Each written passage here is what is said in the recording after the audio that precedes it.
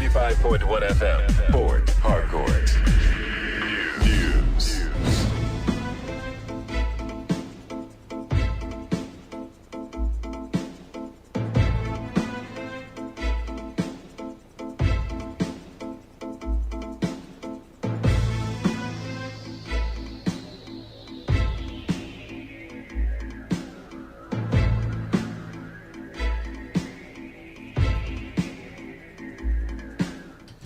Good evening. Here is the news update on Today 95.1 FM.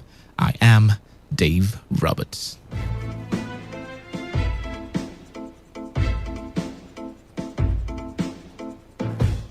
Seven persons have been killed after a military aircraft crashed a few yards off the runway in the Nnamdi Azikiwe International Airport in Abuja. The spokesman of the Nigerian Air Force, Air Vice Marshal Ibikunle Daramola, who confirmed the incident, stated that the Beechcraft King Air B-35I aircraft crashed while returning to Abuja Airport after reporting engine failure en route Mina. According to the NAF spokesman, the Chief of S Vice Marshal Oladayo Amo has ordered an immediate investigation into the incident. While urging the general public to remain calm and await the outcome of the investigation, the CAS, on behalf of all Nigerian Air Force personnel, commiserated with the families of the deceased. President Muhammadu Buhari has mourned the victims of the military plane crash, saying the safety of Nigerian airspace remains a key priority of the government. In a statement issued by the presidential spokesman, Femi Adesina, President Buhari extended his heartfelt condolences to the family members, friends, and colleagues of those who died as a result of this tragedy.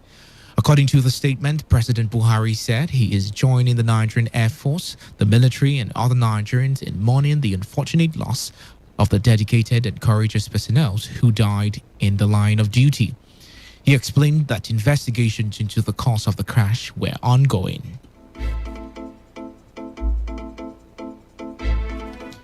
In the meantime, the Nigerian Civil Aviation Authority has lifted the ban placed on Boeing 737 MAX aircraft in the Nigerian airspace.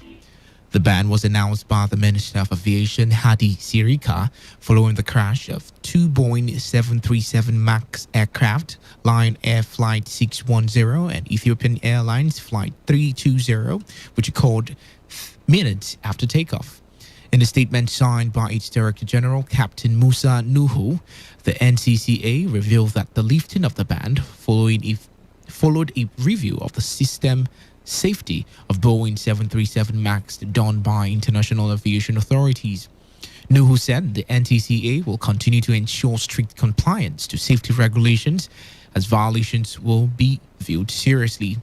According to the statement, the lifting of the ban took effect from February 12, 2021.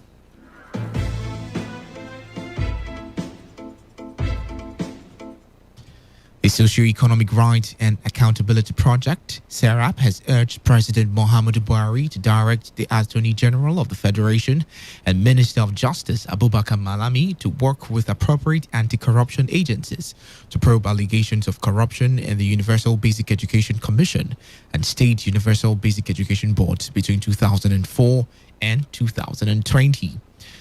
The allegations include a missing 3.8 billion naira documented in the 2017 annual report by the Auditor General of the Federation. The organization also urged him to direct Malami and the anti-corruption agencies to make public the outcome of any investigation and prosecute suspected perpetrators if there is any relevant admissible evidence, as well as fully recover any missing funds. In an open letter signed by its Deputy Director Kolawole Oluwadare, SERAP said the allegations of corruption in UBEC and suburbs violates the right of education of millions of Nigerian children who continue to face unsuitable learning conditions. SERAP said investigating the allegations of corruption and mismanagement in UBEC and suburbs, prosecuting suspected perpetrators and recovering any missing public funds will contribute to addressing the education crisis in the country.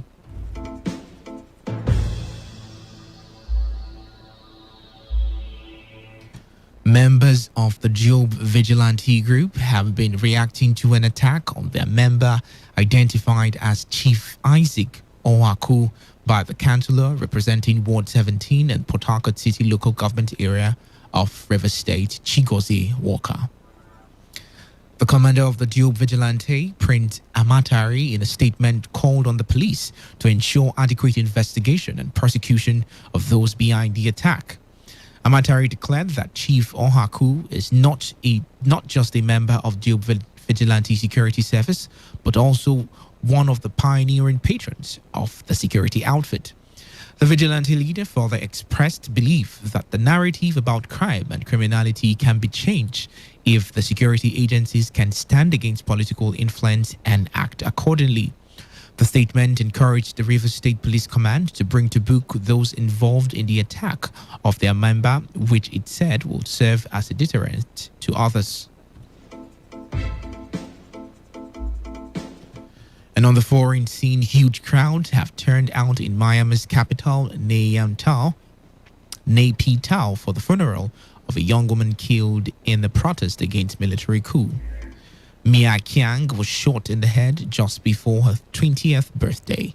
Thousands lined in the street to honor her, some making the three-fingered salute used by demonstrators. The military overthrew the elected government earlier this month. Promises to hold early elections have failed to satisfy protesters who are also seeking the release of their elected leader, Aung San Suu Kyi, and other members of the National League for Democracy Party. The military alleged that the NLDS landslide election win last year was fraudulent, but have not provided proof.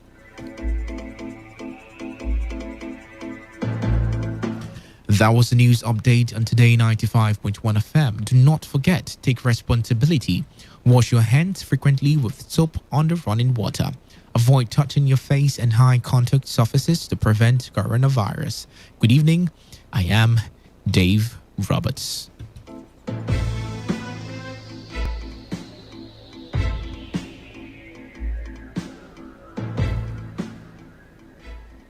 Today's news, today's entertainment, today's sports, today's issues. Today on Today 95.1 FM, Port Harcourt. You don't have to be in government to serve. You don't have to hold a political office to change lives. It was Mahatma Gandhi that said, the best way to find yourself is to lose yourself in the service of others. So before you point out how the government has failed in service, ask yourself, are you being of service to your fellow Nigerian in your own little corner? As Mother Teresa puts it, unless life is lived serving others, it is not worth living at all. This message is powered by Today 95.1 FM, the voice of the people.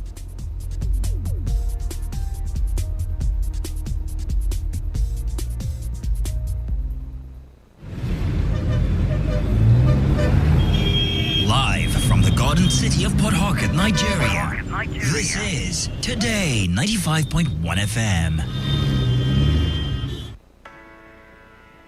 Fire incidents have become a regular occurrence, with thousands of lives and millions of properties lost every year in this country. Hardly a day passes without news of a fire outbreak in some part of the country, causing fear and panic among the people. Needless to say, we need to remind ourselves of the possibility of an outbreak at any time. This is what is likely to prevent us from being taken by surprise. Always put off appliances when not in use. Do not overload electrical sockets. Fuel your generator before, not when in use. Avoid fixing electrical faults personally when you apparently do not have the skill.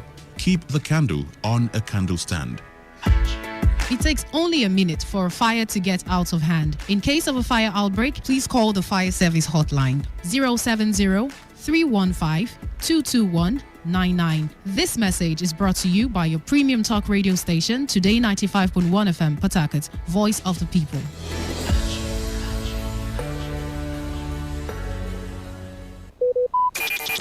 Talk radio. I listen to a lot of talk radio.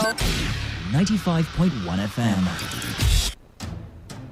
My name is Victor Ezama. My name is Chinedu Iwuna. Guys, you're welcome. This is The Big Stories, a program where news professionals here at Today FM take another look at the stories that made headlines over the last 7 days. The Big Stories is where we attempt to resolve the bone of contention. Are these not the kind of things we're supposed to see in our country when situations like this occur? With expert analysis. Yeah, first off, they have an organized system. I think the system works naturally. Who were they loyal to? The president obviously was losing out. The president is supposed to be the commander-in-chief, right? Yes. But he was losing out. The protest was in his favor. I see politicians in Nigeria, I see governors as people who just come together to put up policies that will only favor them. Banter and more. I came to find out that you can actually sell your name. How possible? How possible? I don't know, man. No, Nigeria has developed that kind of technology that can reprint this thing outside the federal government. At the end of the day, who are you loyal to? Nigerian governance system. Totally everything different. always ends in ruffle. The Big Stories is a Today FM newsroom production, and it comes your way every Sunday at 8 p.m. on your premium news, talk, and sports radio station Today 95.1 FM.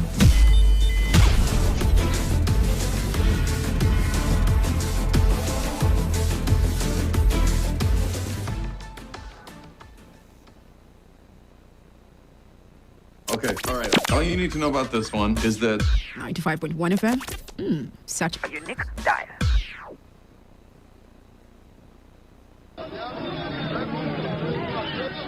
Emeka, biko, bia.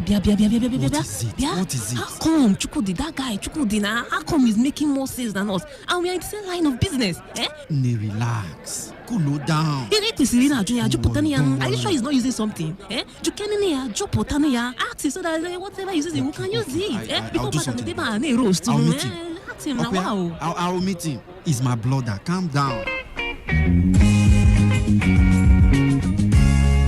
Chukwudi, biko. What is that thing you are doing? I'm your brother. What is that thing you're doing? Look at your shop now. He's always busy. Look, my friend, it is very simple. I don't tell you this thing before, but you know they hear me. I am willing to go anywhere, any length. Just what is it you are doing? What is the secret? It is very simple. See, just take your business, okay? Take your business, go to Today FM for adverts, and you go experience change. Chukwudi, stop this joke now. I tell you, because now, as they talk so, their rates don't drop. Chukwudi, are you being serious? I did tell you. Where this man go, Seth? Oga Chukwudi, want buy something new? Oga Chukwudi. Who they collect money? Chief can face you come now. I come. Emeka, I need go now. But don't forget though, Today 95.1 FM. Carry your business, go give them, and you go see change. Yeah, you can be the greatest, you can be the best. Chukwudi, Dalu, thank you very much. Biko, be family. Thank you.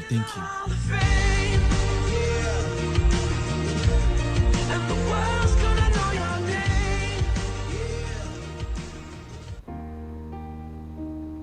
You don't have to be in government to serve. You don't have to hold a political office to change lives. It was Mahatma Gandhi that said, the best way to find yourself is to lose yourself in the service of others. So before you point out how the government has failed in service, ask yourself, are you being of service to your fellow Nigerian in your own little corner? As Mother Teresa puts it, unless life is lived serving others, it is not worth living at all. This message is powered by Today 95.1 FM, the voice of the people.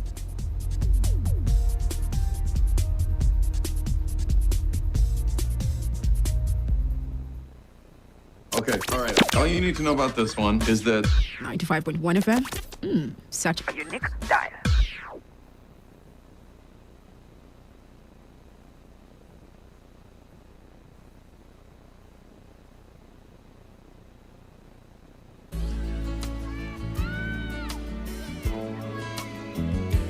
There's a place in your heart, and I know that it is love. And this place is much brighter than tomorrow. And if you really try, you'll find there's no need to cry. In this place, you feel there's no hurt or sorrow. There are ways to get there if you care enough for the living.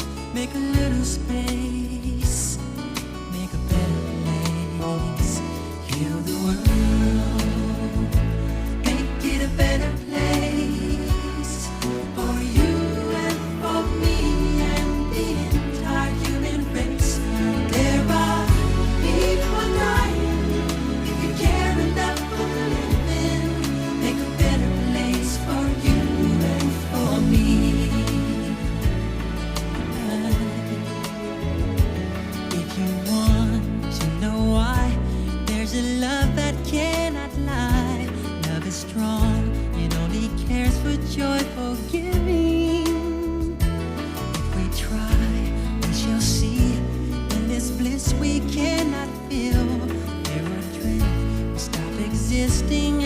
start living, then it feels that always love's enough for us growing.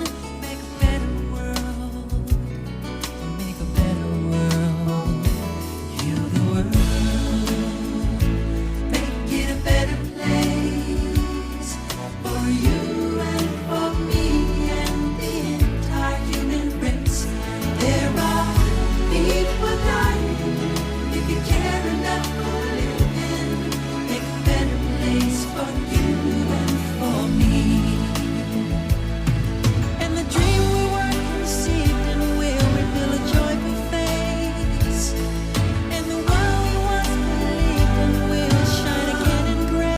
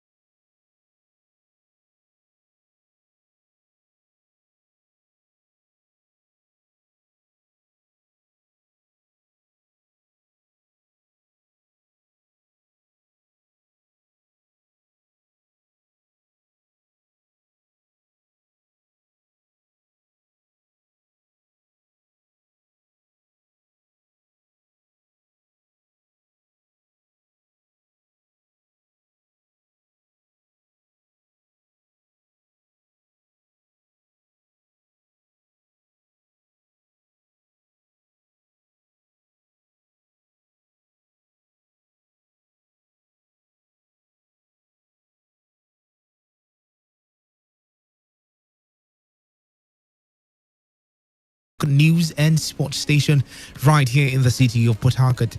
And whenever it's this time on Sunday, it's another wonderful time to be on radio because you get to learn about your health, what you need to know, what you need to not know. Okay, if there is any sentence like that, some things you need to unlearn, some things you need to learn, some things you need to pay adequate attention to, some things you need to do away with, okay, because your health is your wealth. And if you're not paying attention to how you live, intentionally, deliberately, how you live, what you do, it's going to really affect your choices in life. Okay, so the program is Doctors in the House, and my name is Dave Roberts. I'll be your doctor for tonight, and I've been joined with the studio shortly. I'll be joined in the studio shortly with another doctor who is going to be in the house, and we're going to be talking about something that would interest you. Okay, it's going to really interest you, so sit tight, do not go anywhere. I'll open up the phone line shortly, and then you can be part of the conversation. You can call in to ask your questions, and then we'll do justice to give them the adequate answers. Keep listening to your premium talk station, Today 95.1 FM. I'll be right back. Stay tuned.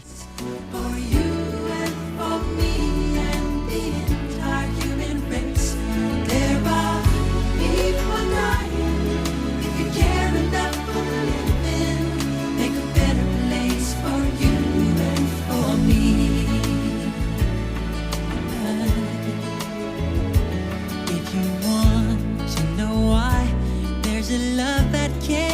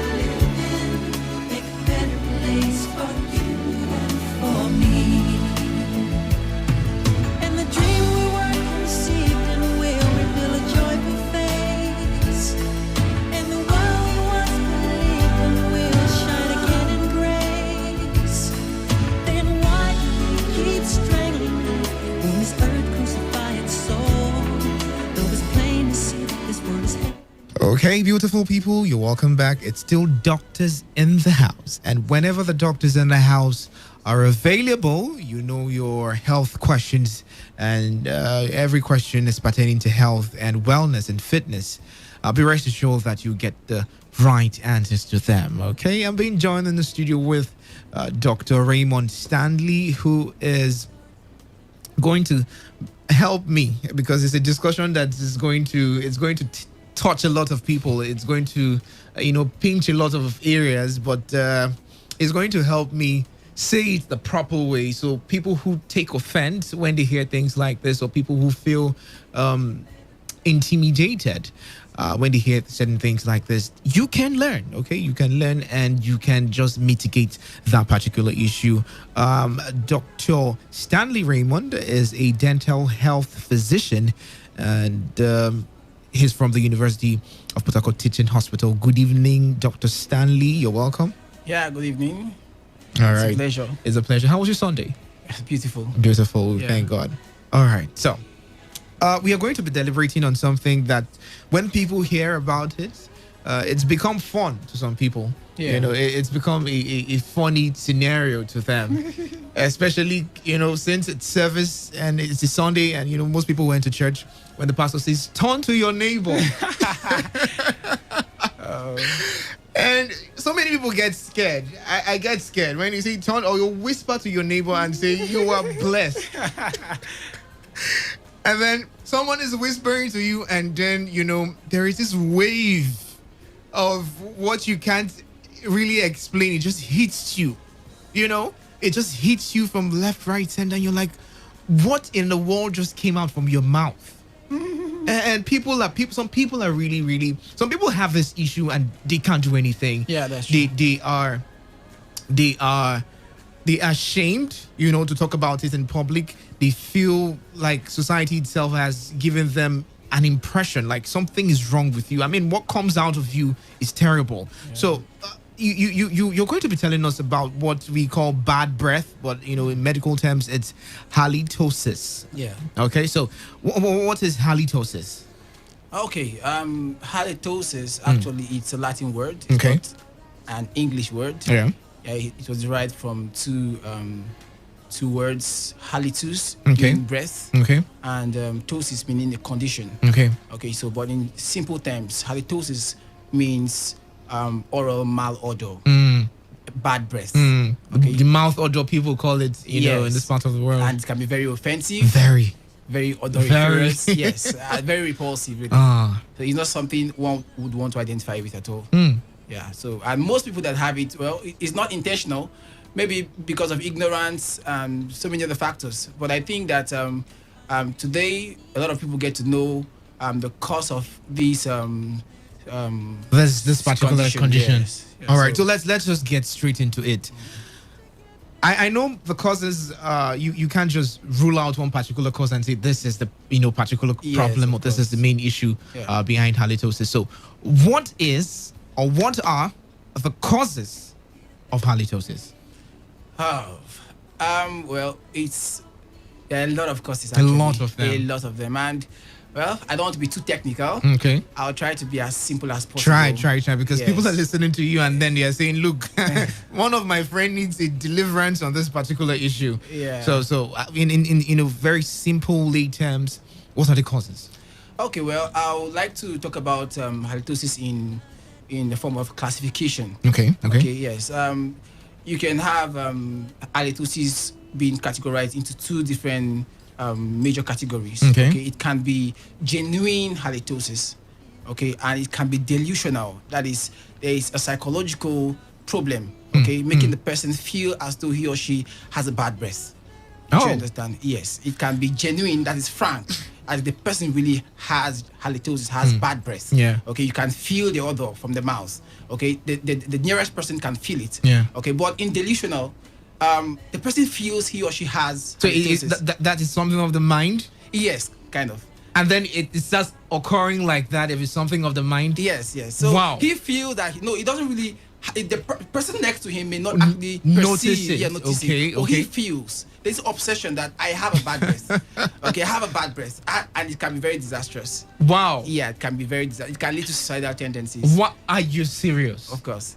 So there are particular cases where these people actually feel no matter how they brush their teeth, it's not going to ever be. Yeah, there's nothing you can do about it. My they need God. a lot of psychological attention, counseling, and so many other things. So then when you talk about the genuine halitosis, you can have the physiological type under the genuine, and what we call the pathological type. Okay. Yeah. The physiological type. Physiology talks about normal body functions, normal body mechanism. Yeah. Okay, resulting in production of maybe odoriferous substances. Yes. Yeah. Okay, that cause bad breath. Okay. So for that particular physiological type, you can have maybe a patient, somebody waking up in the morning. Okay, somebody waking up in the morning, you don't expect the person to have a good breath. Yes. Okay, because the person has shut his or her mouth for a long time, and there has not been saliva flow, because saliva helps in freshening the breath. Okay. You understand? So Okay. maybe the person has slept after 6 hours. Person wakes up, definitely the person going to have bad breath. Yeah. Okay, that is physiological. That is normal. Okay, somebody who maybe eats garlic, Yeah. onions. Okay, it can cause bad breath. They are said to, when they are broken down, they produce sulfur compounds. Their compounds called sulfur compounds, Yes. and they can be very odoriferous. Okay. Yes. So such persons will have what we call physiological halitosis. They are prone to having this kind of. Yes. Now, somebody who goes about with his mouth shut, not talking to anybody, I want to mind my business. You're not greeting your neighbor. You're not Yes. greeting your family member. Yeah, you just keep your mouth shut. Definitely over time, you're gonna build, bad breath. Okay, and when you speak, it just comes out, just oozes out. Okay, so a lot of other factors like somebody taking alcohol. Okay, smoking can cause halitosis. These are all physiological factors. Hunger. Okay. Hunger. Yes. Hunger, what we call dehydration, not taking food for a while, someone who is dehydrated, it can result in some physiological derangements, okay, which will make the patient come down with bad breath. Okay, so these are all physiological aspects. There are many other factors that can result in physiological halitosis. Okay, now talking about the pathological type. Yeah. A patient or an individual who has poor oral hygiene, that is, the person doesn't brush. Okay, there's so much accumulation in the mouth and around the teeth. Okay, in the form of what we call plaque and calculus. Yeah. Okay, now plaque is said to be the root of all dental evils. Okay, plaque. Wow. Yes. If you want to actually, practically be able to check plaque in your mouth, you can just use the tip of your finger and scrape the outer surface of your your teeth. You see a whitish, slimy substance. That's plaque. Okay, when it accumulates over time without being removed, it causes a lot of harm. Okay, now plaque, calculus accumulation, and so many other things. Now, some people know how to brush, but they don't know that they have to brush their tongue. Okay. Now, the tongue can be a breeding ground. Okay, for this bacteria. Yes. Okay, debris can accumulate and a lot of things, and people don't brush their tongue. So someone will tell you, "I've been brushing. I brush 3 times a day. I brush 10 times a day." The person doesn't brush the back of the tongue. It's just overzealous brushing. Yes, but doesn't brush the tongue. It can result in halitosis. Okay. So basically, because it would dabble into the proper way of brushing, because of this conversation. Okay. Basically, most of these factors are broken down to two, basic components: the physiological and the pathological. Yes. Now, are there health conditions that could either trigger, this? Because I've heard so many cases where this person says, "Look, I've gone to the doctor. Yeah.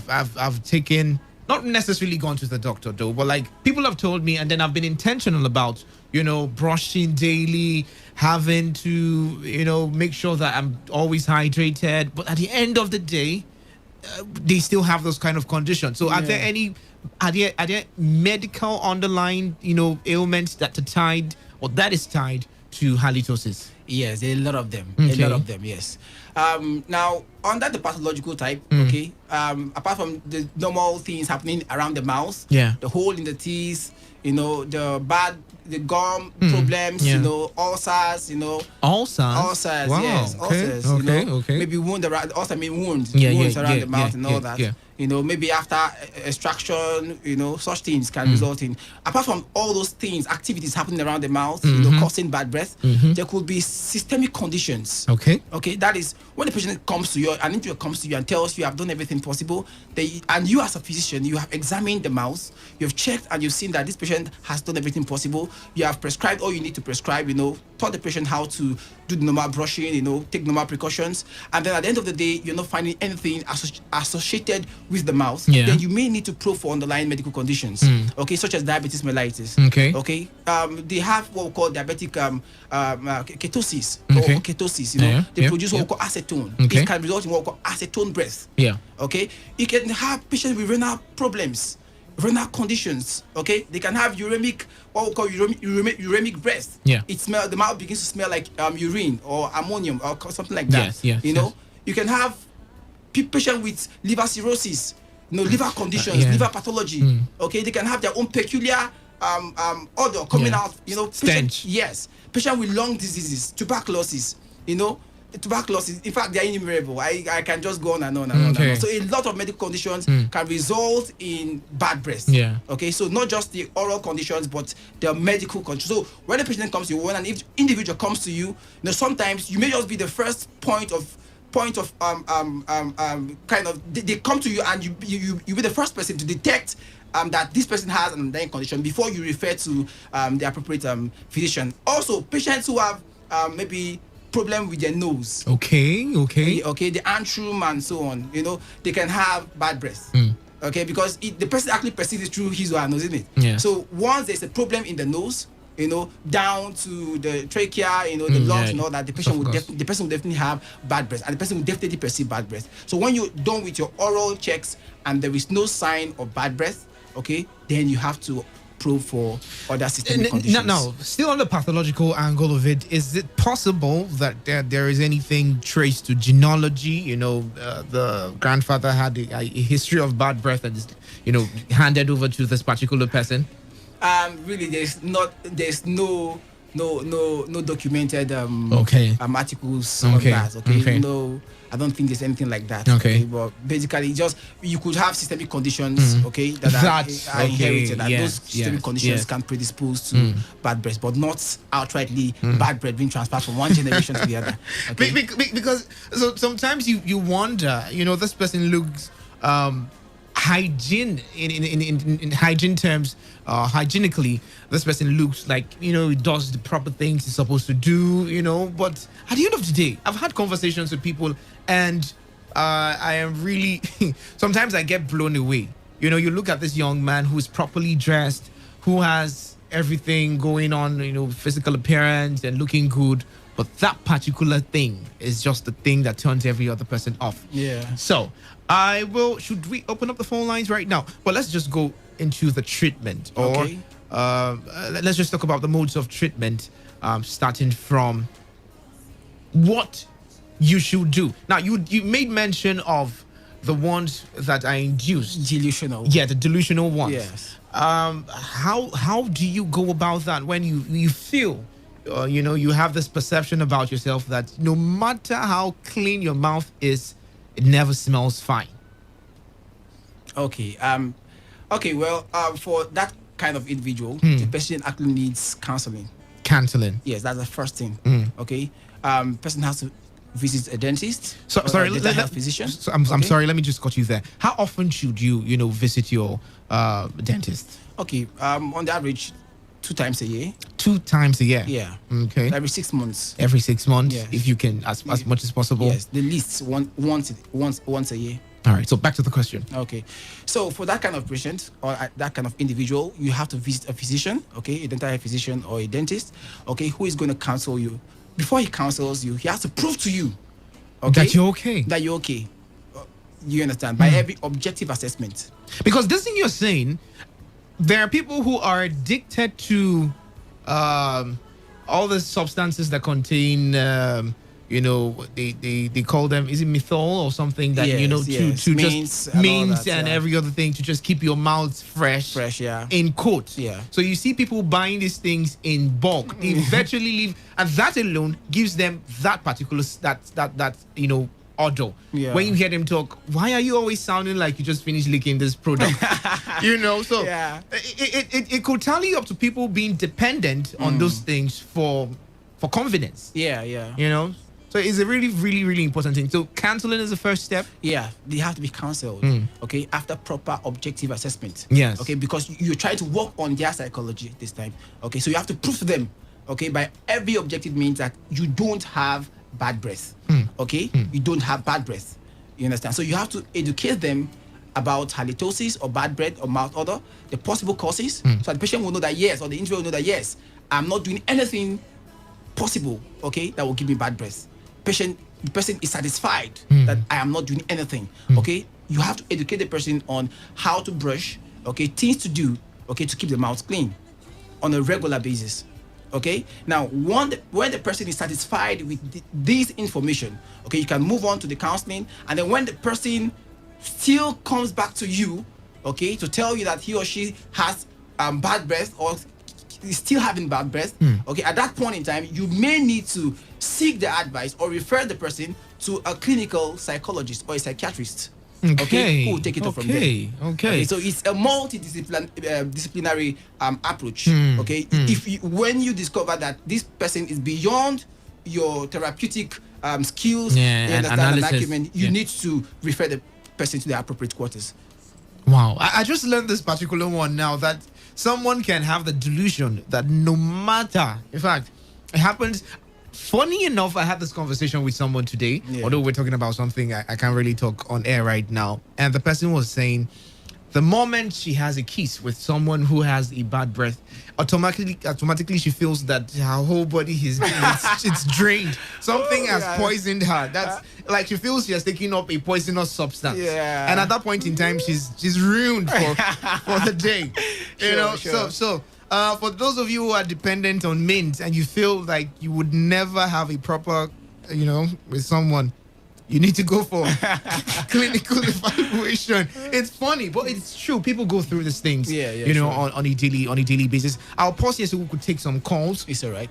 And then we'll get back to, the mode of treatment for, the pathological and then the physiological angles of, this conversation. The numbers to call 0817 0000951 or 0810 9510951, or you can send your text messages or your WhatsApp messages to the number 0701 933 9962. Halitosis. We're talking about halitosis, popularly known as mouth odor or bad breath.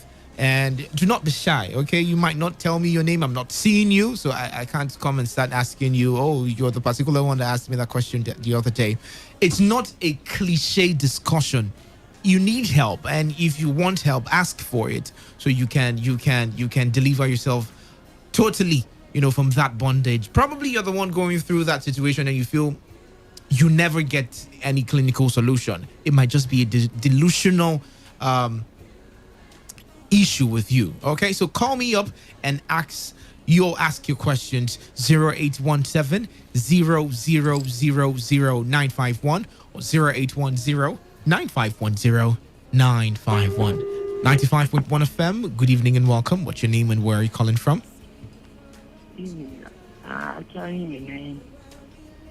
Okay. All right. I'm actually ashamed of this, and this because just to change this program. Okay. I've gone to so many dentists. Okay. For this same issue, I've described some of the best reviews. I think nothing has actually come out. So, I don't even know what to do next. All right. You're welcome. Just keep listening. Probably you might learn some other things you need to know about this, okay? All right. Thank you very much. This idea has been to so many dentists and so many doctors, and probably might just be, the delusional angle of this. Yeah. Okay. 0817 0000951 or 0810 9510 951, or you can send your text messages or your WhatsApp messages to the number 0701 933 9962. Back to you, Dr. Stanley. Okay. the modes of treatment as regards the pathological and physiological angles of halitosis? Okay, for the physiological halitosis, it's normal. Okay, just try to maybe for people who in the morning, make sure you brush your teeth before you go to bed. Now, speaking of brushing your teeth, which we know these things. It sounds cliche to so many people. Oh, I know how to brush. I know, and you're failing to brush your tongue, which is like the most important part. Okay. It's relevant, not like the most important part, but it's one of the most important parts of your mouth. Yeah. So is there any proper way? Is there any particular description? In the dental field, this is how you should brush your tongue. Because some people say brush until you see blood coming out. That is when you're actually doing the right thing. No, that's wrong. Okay, that's very wrong. Okay. Now, talking about brushing the tongue, you use a kind of brush called a tongue scraper. Okay, tongue scraper. Yeah. Just hold it there. Let's just take this call. 95.1 FM. Good evening and welcome. What's your name? Hello. Hello. Good evening. What's your name and where are you calling from? I'm calling from Port. All right. Okay, go ahead. What's your question? My question is not actually on the program right now. Sorry, I want to digress a little. We might not allow you to do that. Any question you want to ask should be directed on the course of conversation. Okay, well, it's just a simple question. Is it related to health? No, it's not related to health. I'm sorry, I can't take that call. Thank you very much. Okay, because people are listening to you and they want to know why we are here. We're not talking about any other thing regards politics, and when it's time for that, we'll do that. But now it's your health, it's your wealth. Okay, so if you're having issues with bad breath, I'm sounding it like this, and people are they're just cringing to where they're sitting right now because it affects you, but you don't want to ask the question. This is the opportunity for you to learn, okay, and ask the question and be delivered permanently from this issue. So back to Dr. Stanley. You mentioned the tongue scraper. Yeah, tongue scraper. Okay, particularly for the tongue. Yes. Okay. Not just it has 75% efficacy more than the normal toothbrush we use. Okay. And it's affordable. Yeah, it's affordable. Okay. And it's available. Okay. Okay, you can buy it from many of the malls Mm. in Port Harcourt here. So you can use that to scrape your tongue, okay, and scrape it well. Yes, and then you can also use a floss. Okay, dental floss. Dental floss. It's for intended brushing. People don't know that you have to brush in between your teeth. Yeah. The normal toothbrush you use Can't get through. Yeah. So you need to use a floss, a dental floss, and it's also very much available and affordable. Yeah. So you can use that. Okay, because that might possibly be the reason why you're having a bad breath. Okay, and then apart from that, also, you just like we said, you need to visit the dentist. Okay, because no matter how much you brush, okay, there's still a level of accumulation that you cannot get out. Okay, some are hidden below the gum and all that. Okay, so it takes our well-designed equipment, okay, to go into such hidden areas and get those things out. You understand? So actually, it's something that a professional has to do. It's not something you can handle on your own at home. All right. Okay, so that's why visiting is very important. And talking about the method of brushing, okay, there are different methods. Okay, and it's not something I can teach on air right now. Okay. Because it needs to be demonstrated. Okay, people just think you put your brush into your mouth and start bring brushing. it out. No, there is a prescribed way. Okay, that has proven effective Over time. Okay, and that is what we recommend to our patients and individuals we come across. Even if they can't see it, can you Yeah, describe it? Just describe. You use you ensure that your toothbrush, okay, gets to every surface. Okay. That's the best way to describe it. Gets to every surface of your mouth. Yes, and you brush from side to side. Okay. From one side and meticulously. Okay, gently try to massage the gum from top down. Okay, you take maybe the tuft of the brush can maybe cover about 2 to 3 teeth. Okay, at a time. So you take it maybe 2 to 3, then you make like let's say 5 to 10 strokes.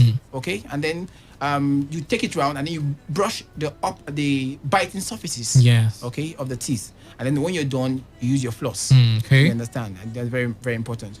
Okay, and that thing that you can do, okay, is to ensure after eating, you can rinse your mouth. Okay. It goes a long way. Not allowing that to accumulate there. Yes. And then waiting for... Yeah, because even the food you eat can also produce a peculiar kind of breath. Yes. Do you understand? Like, well, someday I went to the restaurant, yeah. and I ate kind of fish. You Yes. know, when I came out, Everybody, it was your identity. I just spoke with someone. The person was like, you ate this fish. In fact, your mouth is. In fact, I don't want to mention it. And I was so embarrassed, really embarrassed. So you can help yourself by just rinsing your mouth. It goes a long way, because those things accumulating over time, bacteria accumulate on them, produce other compounds that are very odoriferous. We call them volatile sulfur compounds. Yes. Okay, that cause bad breath. Okay. So you just want to get them out immediately. Okay, that will do you a whole lot of good. Okay. And then talking about the pathological type also, if the dentist assesses you and you have a hole in your tooth, he will have to fill it. If he doesn't fill it, the problem will continue. Okay, if you have a gum problem, they will do a gum therapy for you, cleaning and maybe one or two other treatments, will help to go a long way, okay, in getting the bad breath. What about people who have this issue of I'm sorry it's digressing, but it's still on dental health. What are people who have this issue of brushing and then they see blood most of the times? Yeah, that's called gingivitis. Okay. That's because the plaque has accumulated over time. I mentioned plaque and I tried to explain what plaque is. Now, because plaque has accumulated over time, it causes irritation on the gum, okay, and results in what we call inflammation.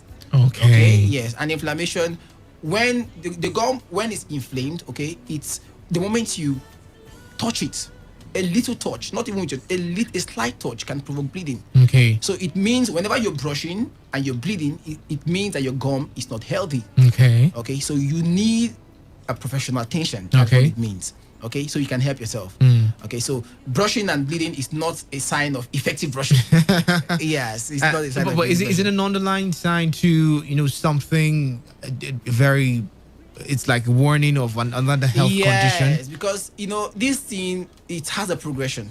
Okay, from where it starts to, in fact, as far as death. Okay. You understand? Yes, it can get to that point. Yes. So once it begins, it can progress if not abated. Okay? Yes. If not stopped, it can progress. So you can have from gum problem, it's bleeding over time. You discover that you start having pain around your teeth. Your teeth start shaking. It may lead to loss of teeth. It can lead to maybe pus accumulation over time because these bacteria, that accumulate on the plaque, they can cause infection. Yes. And they can lead to pus production. And that pus can travel. It can travel from the teeth to the blood. Through the bone, to the blood, causing serious systemic effects. Can travel up to the brain and cause serious, brain issues and a lot of issues, a lot of issues. So there are things that I can't just exhaust in this meeting, but it's really you're sure doing a lot by telling us this already. Let's just take some other calls. 95.1 FM. Good evening and welcome. What's your name? Oh, I lost the call. I have this WhatsApp message rather. This one says, I have been brushing my teeth regularly, but yet bad breath is still affecting me. In the morning, my tongue will be coated with whitish substances. Okay. After brushing, I would use a knife to remove them. That's aggressive. My God, this is violent. Yeah. And it says, but it's not helping. Foul smell is still coming out. I'd rather not mention your name. I just choose to keep this anonymous. Okay. So your friends don't run away from you. Whenever they see you. Doctor will answer that. That's okay. That's the question on WhatsApp. So, doctor. Okay. That's funny. Okay. Now, a practice as simple as brushing the previous night. Okay. Okay. Can help in preventing such scenario. Okay. Where you wake up in the morning and your tongue is coated. You whitish substances. Yes, and you feel this offensive odor from your mouth. Okay, yes, because when you brush in the night, okay, because over the night, there is decrease in saliva production. Yeah. Yes, and once there's decrease in saliva production, those bacteria have a field day, okay, to act. And do whatever you want. Yes, do whatever you want.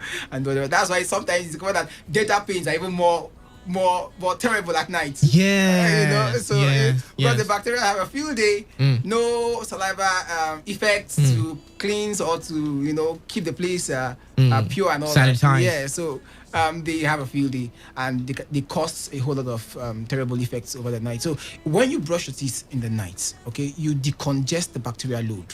Okay. Yes, you remove those food debris and all that serve as stagnation areas. Okay, where the bacteria anchor to and begin to cause their harmful. And it's very simple. Why do we have?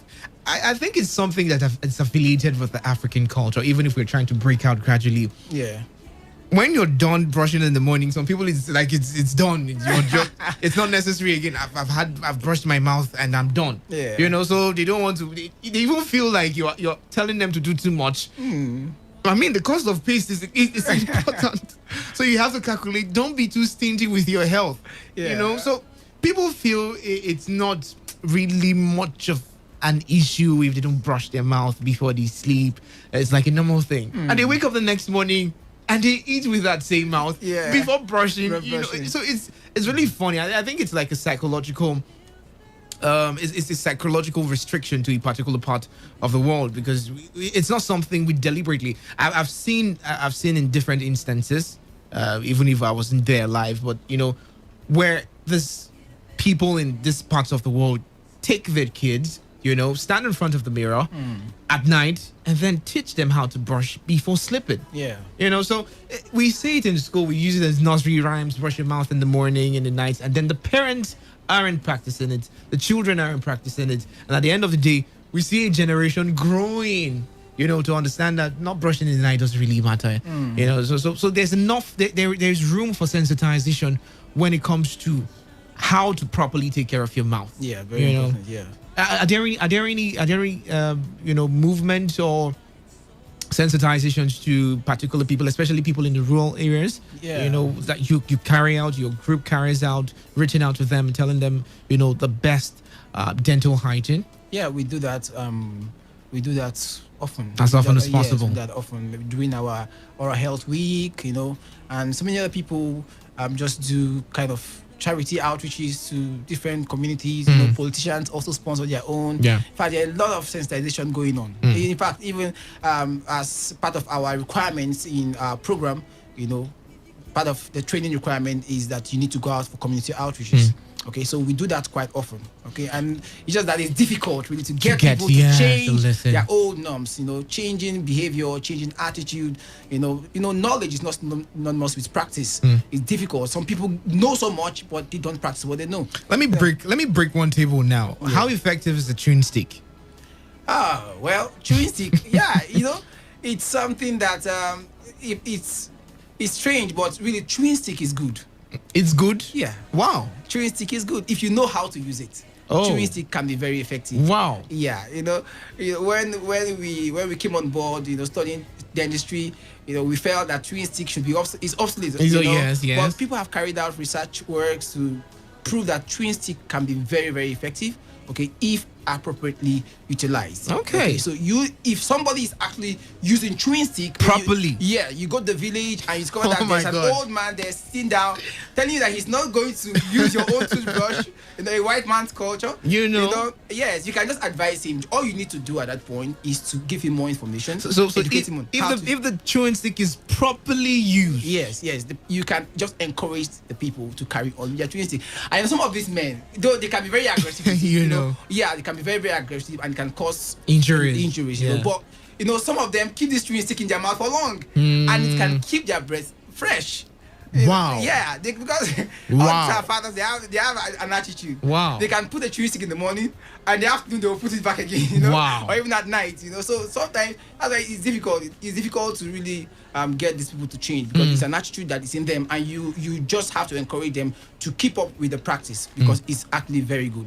Okay, most of them have better breath than in the young people of our generation. The ones that use your brush, the paste, and everything, and at the end of the day, they are not getting the proper results.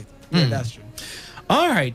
Can we take some more calls? 0817-0000951 or 0810 9510951, or you can send your text messages or your WhatsApp messages to the number 0701-933-9962. And the program is Doctors in the House right here on your premium talk station, Today 95.1 FM. We're having a very wonderful conversation with Dr. Stanley Raymond and Dave Roberts. Okay, so we're the Doctors in the House for today. On Sundays, I'm your doctor, so give me that respect, you know. But before we go, Doctor, I would want to find out something for the issue of when we keep saying halitosis, most people can't relate. So let's use the bad breath and about mouth odor. Are there any given home remedies? Take this, mix this, because Nigerians are good with that. You just cook something on the person. Somebody's dying of and you say pour egg. Use water, cut onion, and put inside and give the person to drink. So, are there any home remedies? For that, like apart from drinking water, which is, one of the most effective means, but like any other home remedies, like I know for sure growing up, I used to hear put salt in warm water and then put it in your mouth and just allow it there, stay for some time. But is it effective? Are there any home remedies? Well. Talking about salt and warm water, we actually recommend that when we have carried out a therapeutic measure, treatment on the mouth, and we want to facilitate healing, and keep the area clean from bacteria, infiltration or infection and all that. So we recommend salt and warm water. But talking about bad breath and salt and warm water, not really. And then talking about home remedies, apart from the normal toothbrushing, drinking the water, keeping the mouth fresh. Maybe using, for people who have dry mouth, they can use artificial saliva. Artificial saliva? Yes. You can also use mouth washes or mouth rinses. Let's get that straight. Like you go buy the saliva and you put it in your mouth. Yeah, there is what we call artificial saliva for people who are not able to produce saliva. Maybe they have salivary gland issues, and all that. And when you cannot produce saliva, definitely the person is going to have bad breath. It's not negotiable. So there are issues like that with the salivary gland. Yes. So many things to thank God for. Yeah, a lot of things. So the person can use, like we mentioned earlier, the person can use mints. Yeah. Okay. Can use mints. Can use mints. Can use chlorhexidine mouth rinse. Okay, but with caution, because there are some mouth rinse that contain alcohol. What about this? Mouth sprays. Yes, they can help. I'm juxtaposing them with some other conditions they might cause, because when you become dependent on things like that, it's steady input of substances, chemical substances in your mouth. So I'm not really a fan of that. So I don't really.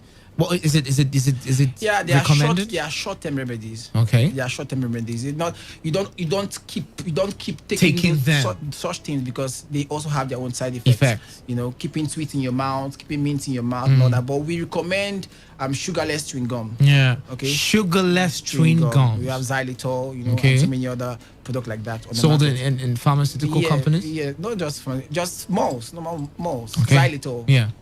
They are good. You can use them. You can chew them. Okay. Okay. They help to stimulate salivary production. Okay. Okay, which keeps the mouth fresh. All right. You understand? So these are all some of the remedies you can use using mouth washes like chlorhexidine, like I mentioned earlier. Okay, and then from time to time, just rinse your mouth. Okay, and then try as much as possible not to believe that you have mouth odor. Yes, and then when you've done all these,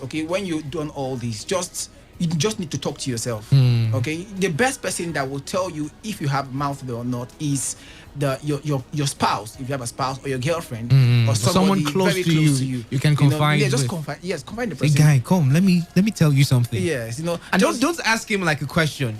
Talk to him. Yes. When you have talked to him, ask him. When I was having this conversation with you, did you perceive anything? Yes. Not asking him to tell you if you have mouth odor or not, because at that point in time it starts thinking towards that direction. Let me look out for any foul smell that comes out of this person's mouth. So you need to just ask the person, maybe sometime, over time, not really now, over time, have you noticed if I have bad breath or not, something like that, the person will be able to tell you, okay, I do, or you do, or you don't, okay? And if the person tells you don't, just take it like that. One last call and then we go. 95.1 FM. Hello, good evening. What's your name and where are you calling from? We lost it, and that's the cue for us to leave the studio right now. Thank you so much, Dr. Stan, for coming. Yeah, it was a very, very educative conversation I had with you. Yeah, I mean, the delusional aspect of having halitosis was something I never knew. Thank you so much for coming. Looking forward to having you here another day for another conversation as regards, dental health. Yeah. And possibly educating people as to the best ways to take care of their dental health. My pleasure. Thank you so much for coming. Yeah, Thank you so much. The program has been Doctors in the House, and I was being joined in the studio with Dr. Stanley Raymond, who is a dental health practitioner. He's also representing the University of Port Harcourt Teaching Hospital, and we were talking about the issue of halitosis, which is fondly called bad breath or mouth odor, and we're looking at possible ways to mitigating this issue. Thank you so much. Tune in next week for another bumper package, and stay healthy. There's no hurt or sorrow. There are ways to get there. If you care enough for the living, make a little space, make a better place. Heal the world, make it a better place. Okay, all right. All you need to know about this one is that 95.1 FM. Such a unique dial. Every day, every hour, when the big stories break, depend on our 24-hour news team to bring you the latest. Today, 95.1 FM.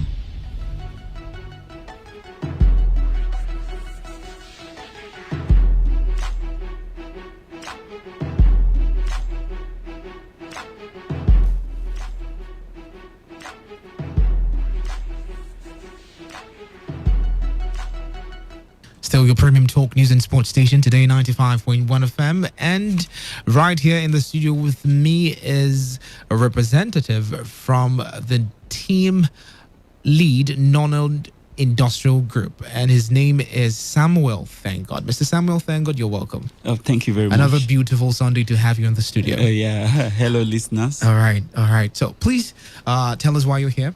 Okay, thank you. Well, I'm super excited to be here again.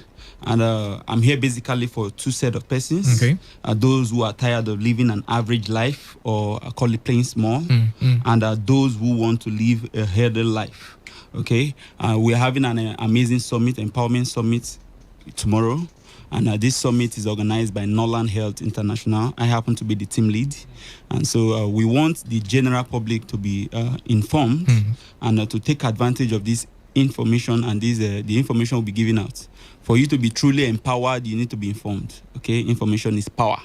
And so this summit is happening tomorrow in the city of Port Harcourt. Yes. You're tired of living an average life or playing small. You're tired of managing that health situation. You want to live a healthy life. Then be a part of this summit.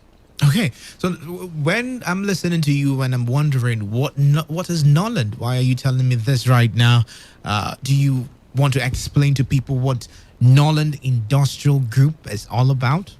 Oh, thank you very much. Norland Industrial Group is actually an American-Chinese company, and they are basically here in Africa to liberate Africans and people suffering all over the world from health challenges and also from poverty, which we call the cancer of the pocket.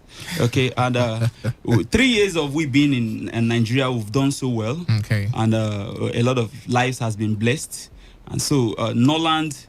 It's some persons call it a family business. Wow. Okay. Others call it a medium where you stay healthy. Okay. Whatever you want to call it, the goal is we want everyone to stay healthy and live a sickness-free life.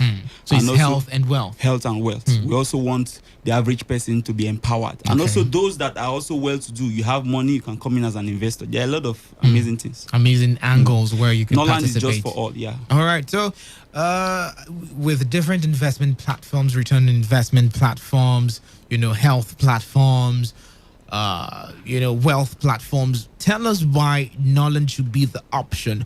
Why are they unique? What do you bring to the table? Why shouldn't I just go for another platform and not choose Norland? Tell us why Norland is unique. Well, we are special. And Norland is a result-oriented company. A result-oriented company. Currently, we have the best products. I'll say that because these facts are there. In just 3 years in Nigeria, our distributors, with Noland, has given out over 300 cars. In fact, the humbling part was yesterday in Edo State. 16 brand new cars were given out. 16 brand new cars. 2 weeks ago, here in the city of Port Harcourt, 13 brand new cars were given out. Wow. And the number keeps increasing. Why? Because Noland believes in a financial liberation. Okay? And so when you come in, you enjoy the amazing products of Noland, and also you are empowered. Okay? And I like to put it this way. In Noland, there is a hope for an average person. There is a very little for an average person to do in terms of investment, because most investment, how will I put it, has a lot of financial constraints. Yes. Okay, and so with Noland, you can make a good money for yourself, start small, grow big, and go into real estate, go into your desired investment. So you become financially empowered, and so there's a hope for an average man. Okay, and now another amazing thing that makes us unique in our space is because our products, they are curative and as well as preventive. Okay, so when you say you want to be part of our community, you pick up this curative headline and stay healthy. Okay, and for those that for those that are not sick, you can pick up this preventive headline and as well stay healthy. Okay, we have various amazing products that ranges from weight loss products. We have products that ranges from a detoxification product that will clean your system. We have products that will energize your system, boost your immune system. All right. Okay, we have products that tackles various health cases. Okay, what we want is a situation whereby as you are joining our community, you should live healthy, stay healthy, and enjoy life itself. And the beautiful thing about Noland is this is a once and a lifetime partnership. You can be a partner of Noland with as little as 50,000 naira, okay, and you enjoy everything that is in it. Okay, it doesn't matter your profession.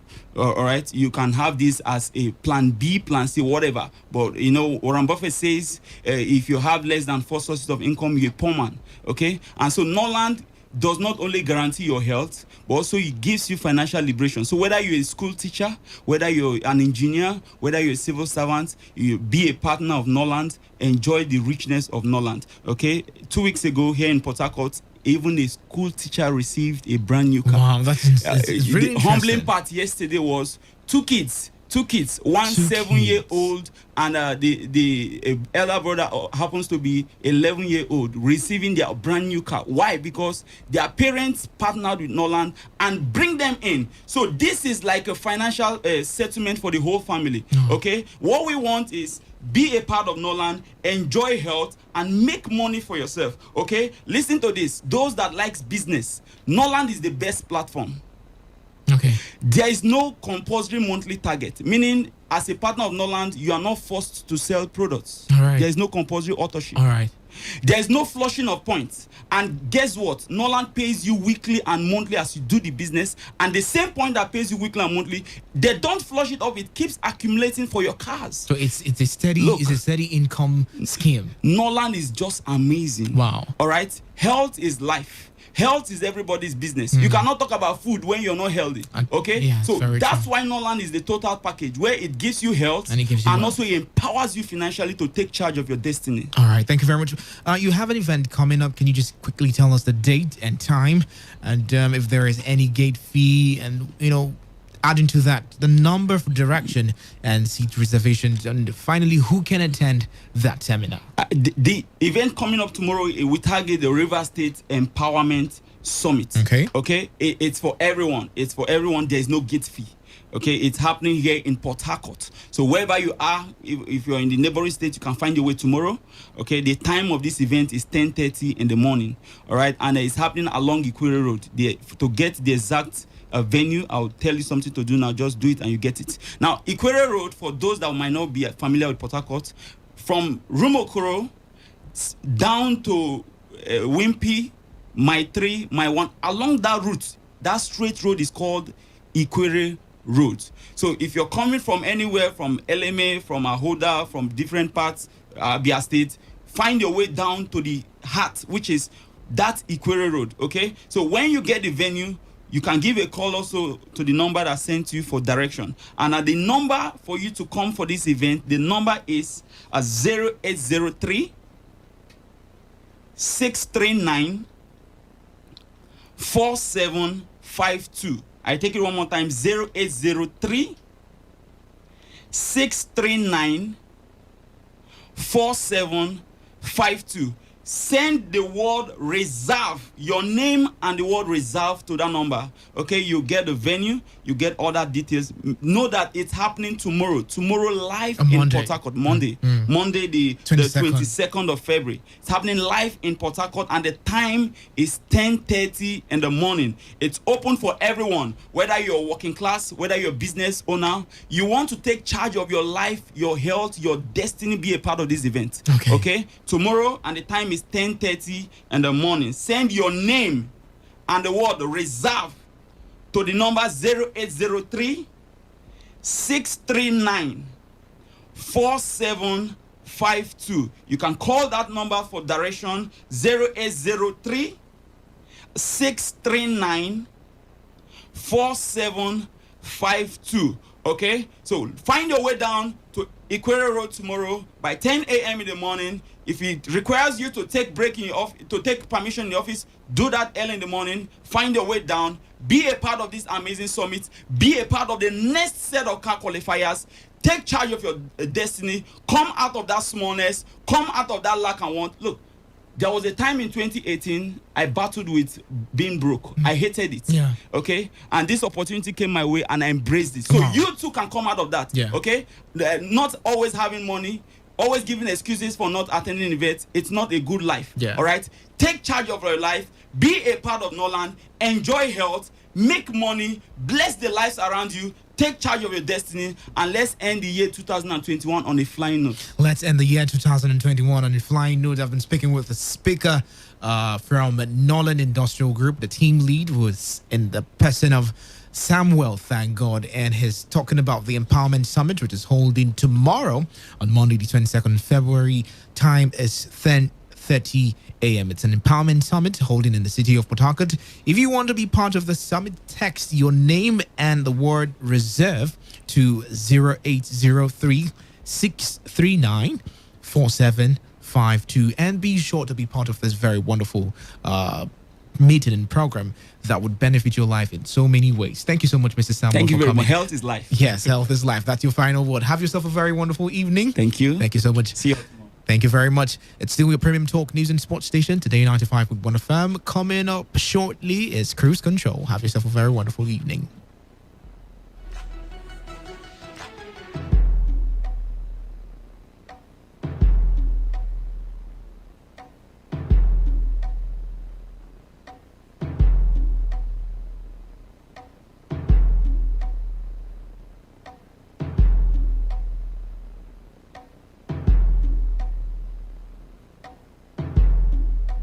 Okay, all right. All you need to know about this one is that 95.1 FM. Such a unique style.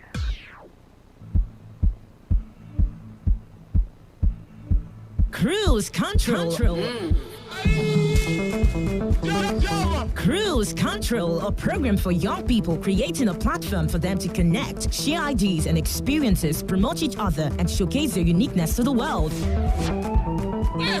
So much fun lies here. Catch the Cruise Control train every Sunday at 7 p.m. on Today 95.1 FM. Cruise Control.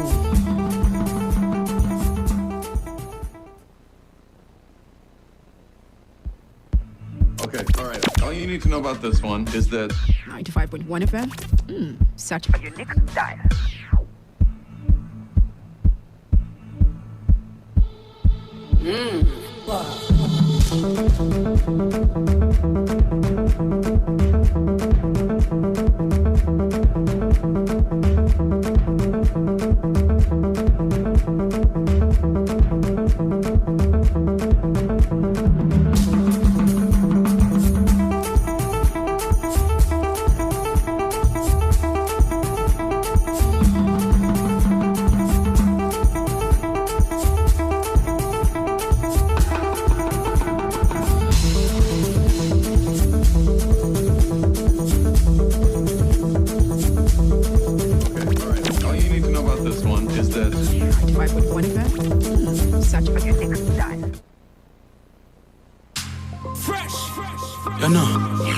of Lagos. Damn. Special. Hey.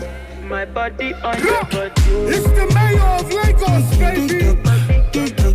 And I don't think that they're ready, baby. Tell me waiting day, your body, now your body, get your butt shaking, kaye fuentoro your deal. Tell me waiting day, your body, now your body, get your butt shaking, go fuentoro your deal. Yeah, you shake go funtoni you go funtoni Madam Sergeant Noni tobacco fun anime up. You shake go funtoni you fancy Noni Madam Sergeant Noni tobacco. You go tell me waiting day, your body, now your body, get your butt shaking, kaye fuentoro your deal. Tell me waiting day, your body, now your body, get your butt shaking, go fuentoro your deal. Of Lagos. Michael Jackson no do past this one, and I'm just saying so you wouldn't go. Baby, get up and dance. Michael Jackson no do past this one. Baby, get up and dance. Michael Jackson no do past this one. You should go funtoni you go funtoni Madam Sergeant Noni tobacco fun anime up. You should go funtoni you fancy Noni Madam Sergeant Noni tobacco. Tell me waiting day, your body, now your body, get your butt shaking, kaye fuentoro your deal. Tell me waiting day, your body, now your body, get your butt shaking, go fuentoro your deal. Of Lagos. Turn it down, turn it up. Show me what you got. Turn it down, turn it up. Show me what you got. Freaky, nasty, bougie. I love the way you do me. She freaky, nasty, bougie. I love the way you do me. You should go funtoni you go funtoni Madam Sergeant Noni tobacco fun anime up. You should go funtoni you fancy Noni Madam Sergeant Noni tobacco. Go tell me waiting day, your body, now your body, get your butt shaking, kaye fuentoro your deal. Tell me waiting day, your body, now your body, get your butt shaking, go fuentoro your deal. Of Lagos. Fresh.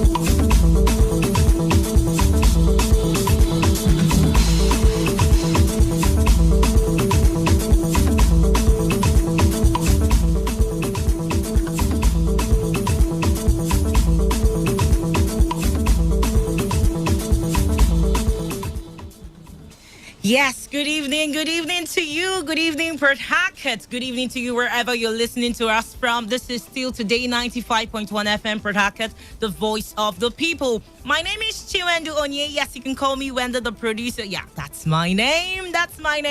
I'm so excited.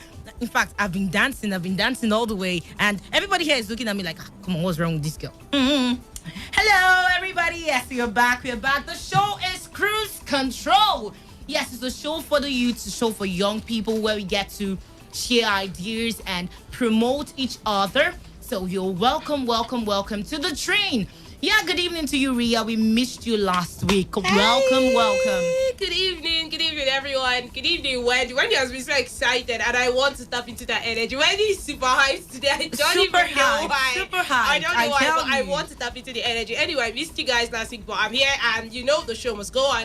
Welcome to Cruise Control, guys. See, let me tell you guys, the reason why Ria did not come. She didn't tell me that anyways, but she went out on a date. That's disclaimer. She went out on a date because there is nothing she would say to me that, in fact, I don't want to even hear her. I'm sitting down here. Yes. Come on, Ria. I'm sitting down here. Yes. You guys don't have to be remember. defensive. You can just talk to us. You guys should remember, I'm sitting down here, please. I'm in the flesh. You're in the flesh. I told Wendy, Ria, guys. I told Wendy. Ria. It was my mom's birthday. We're going to come back to you. Good evening to you, Eunice. Good evening. How are you? Good evening, Port people. Yes. I am fine. Welcome to and another... She also missed out on the show last week. Her excuse was that she had a cracked voice. Guess what? I was actually I lost my voice. The Amazon was really. See, let me tell you the reason. Angry at me. Let me tell you the reason. Tell everybody the reason why she lost that voice. I slept my afternoon, that Valentine's Day on the Why you calm being down? defensive? Because I haven't even said anything. Why you being defensive? I haven't even said anything. Me. I don't think she actually has something nice to say now. Yeah, the one is she's trying to implicate me. We didn't ask you. Just calm down. I'm calm. Calm down. Let me land. Yes. So, by the way, Eunice actually lost her voice because she was singing love songs to her Valentine. That's not true. You didn't tell me that, Eunice. And she thought that I wouldn't know. Just imagine. On the day of the show, they just ditched me. Come on. No, we can't do that. Actually, but we're here. We can't we're here. do that. I want to make up. Rian, this is a family, so something's happening at times. Shift. Hello, good evening to you, Uzo, the good guy. Uzi, the good guy. How are you? Yeah, good evening, everybody. Welcome to Cruise Control. Uzi, the good guy, is in the building. Yes, he's blessed amongst women, by the way. Yeah, that's true. Yes, welcome. I'm so excited. I'm super excited and energetic. I've been dancing all the way, this is our bed. I like the new vibes, yes. Just in case you're just tuning in, I know some if you're new to the show, you may be wondering what's going on. Yeah, previously it was Youthorize, but now we're taking it further. We've moved. Yes, we've baptized it. And we've moved. So now it's Cruise Control, yes, and it comes your way every Sunday, 7 p.m. on your premium talk news and sport radio station, Today 95.1 FM, Port Harcourt, the voice of the people. Yes, and I remain your host, Wendy Onye. What's my name? You can call her what? AKA Wendy the producer. Wow. Thank you. Yeah, that's my name. They're singing my praise. Yeah, so a whole lot of things actually happened this week, the past week, and it got me thinking. There was this story in the news about this young girl. She's actually a teenager in secondary school who was caught with a gun. A locally made gun. And according to the news, then the intention was to go shoot somebody, her teacher at school. And wow, when I heard that story, I was like, oh my gosh, really. So I don't know about you, but it got me thinking, like, really, what exactly is our society turning into, where young people in secondary schools are subscribing to violence, to taking laws into their own hands? Really, what then is the future of our nation? They always say we are young people, we are the future leaders of tomorrow. How are we going to lead if this vice is already infiltrating this little people, this young, let me not say little people, young people? Really, I'll tell you what, right now, we are sitting on a keg of gunpowder, and it's going to explode at any time. That is because we do not have so many persons to look up to. When the environment you live in is surrounded by hoodlums, okay, and many let me not call them never-do-wells, but that's how some persons will ordinarily address them. It gets to a point where you're influenced by the activities you see almost on a daily basis. I want to add something. Okay. Upon further investigation, it was said that the gun was actually sent for. I am sorry for laughing. I cannot contain it. I have to laugh and beg, because because really the story is not plausible enough. Okay. Like the initial story that was aired was that he was alleged to go take care of a teacher who was actually abusing her in some way in school, and then later it was debunked that the commissioner of police in that state said the girl was actually supposed to be sent for cleaning. Cleaning. My God. What a funny joke. I mean, again, Fowls, please, big us to you. This is Nigeria. Is how we living now.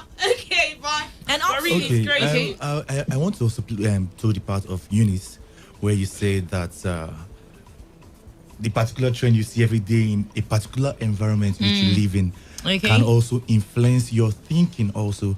Now, just imagine in a particular area where you grew up from, everybody's a cultist. And let me say to some extent, your parents or your guardians aren't watching you or telling you what to do or advising you. So you tend to just fall under the same trend. You have to be what they are. That's the environment of the day. But there are cases where people, it's now seen that most people live double lives. Okay. I'm in a position where I relate to teenagers every day, so I've gotten to now see that the life they live when they're outside the house is totally different. Way different from who they are when they're at home. Because some of these parents, if you check, most of them are very strict. So now that's the only child. That's when you give a bird that has been caged the chance to come fly, out and just test his wing. He will want to fly and make sure that he gets the length of it. You know. Also in this past week, the story of Omale made a tweet about him being robbed at an airport. They stole his laptop, his microphone, and some other stuff. It really gets me thinking. I'm like, now, come like on, if that's what an exactly? Airport, what's the security level of that airport? I don't get it. There should be cameras. There should be cameras at the airport. Even though there are cameras in the airports, but it doesn't still change the fact that he was robbed. Was the incident in Nigeria? That's one thing we have to consider. If it happened in Nigeria, I won't be surprised. I won't be surprised. No, my own question. There's when you see Omale, you go and ask him that question. Yes, in case you're just tuning in, this is still Cruise Control on Today 95.1 FM, Port Harcourt, the voice of the people. Why are you looking at me like that? What did I do? There's this suspense you just gave. Like, fell to the ground. Yes. Like everybody's going to Yes. And this show is brought to you today by the Usual Karaoke Lounge. It is located at the top of Sammy's Fast Food at Choba Junction, Uniport Access. Yes, the whole idea is to bring fun to you, so now you don't really have to go to town to go catch fun. You can just stay here where you are, somewhere close, and you can just go enjoy yourself and hang out with friends. So yes, do well to pay them a visit. And also we are going to be having a trivia question. Yes, we are going to be doing giveaways, free giveaways, and when you answer our question, you stand the chance you win a free movie ticket. Yes. Can I answer the question? No, you can't. No, you're a female. I'm actually male here. It's not by being a male or a female. It's not fair. It's not by being a male. It's not for everyone. You're on the show. Excuse you. Yeah, so stay tuned to this show because we're going to be asking the question much later on the show. So today, we are actually going to be focusing on fashion. What's your style? And there's this popular trend that was up this week on Twitter, the generation Gen Z and the millennials. And really, it was very, very exciting following that trend and getting to see people post and go down memory lane.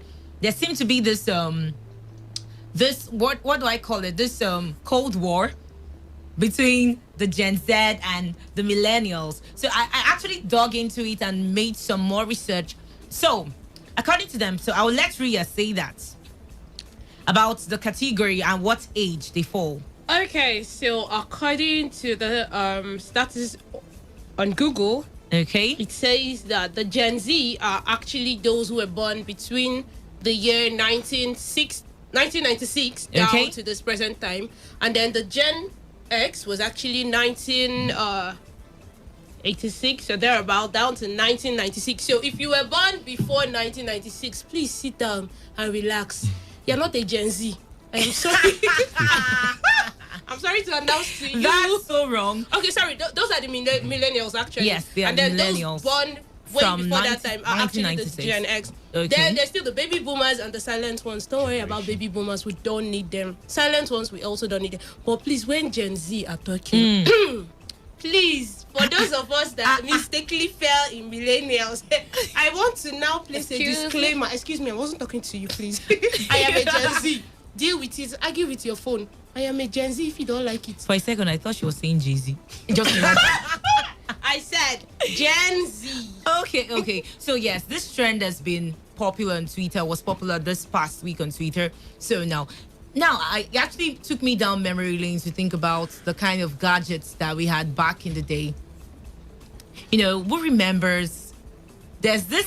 See, I'm so excited.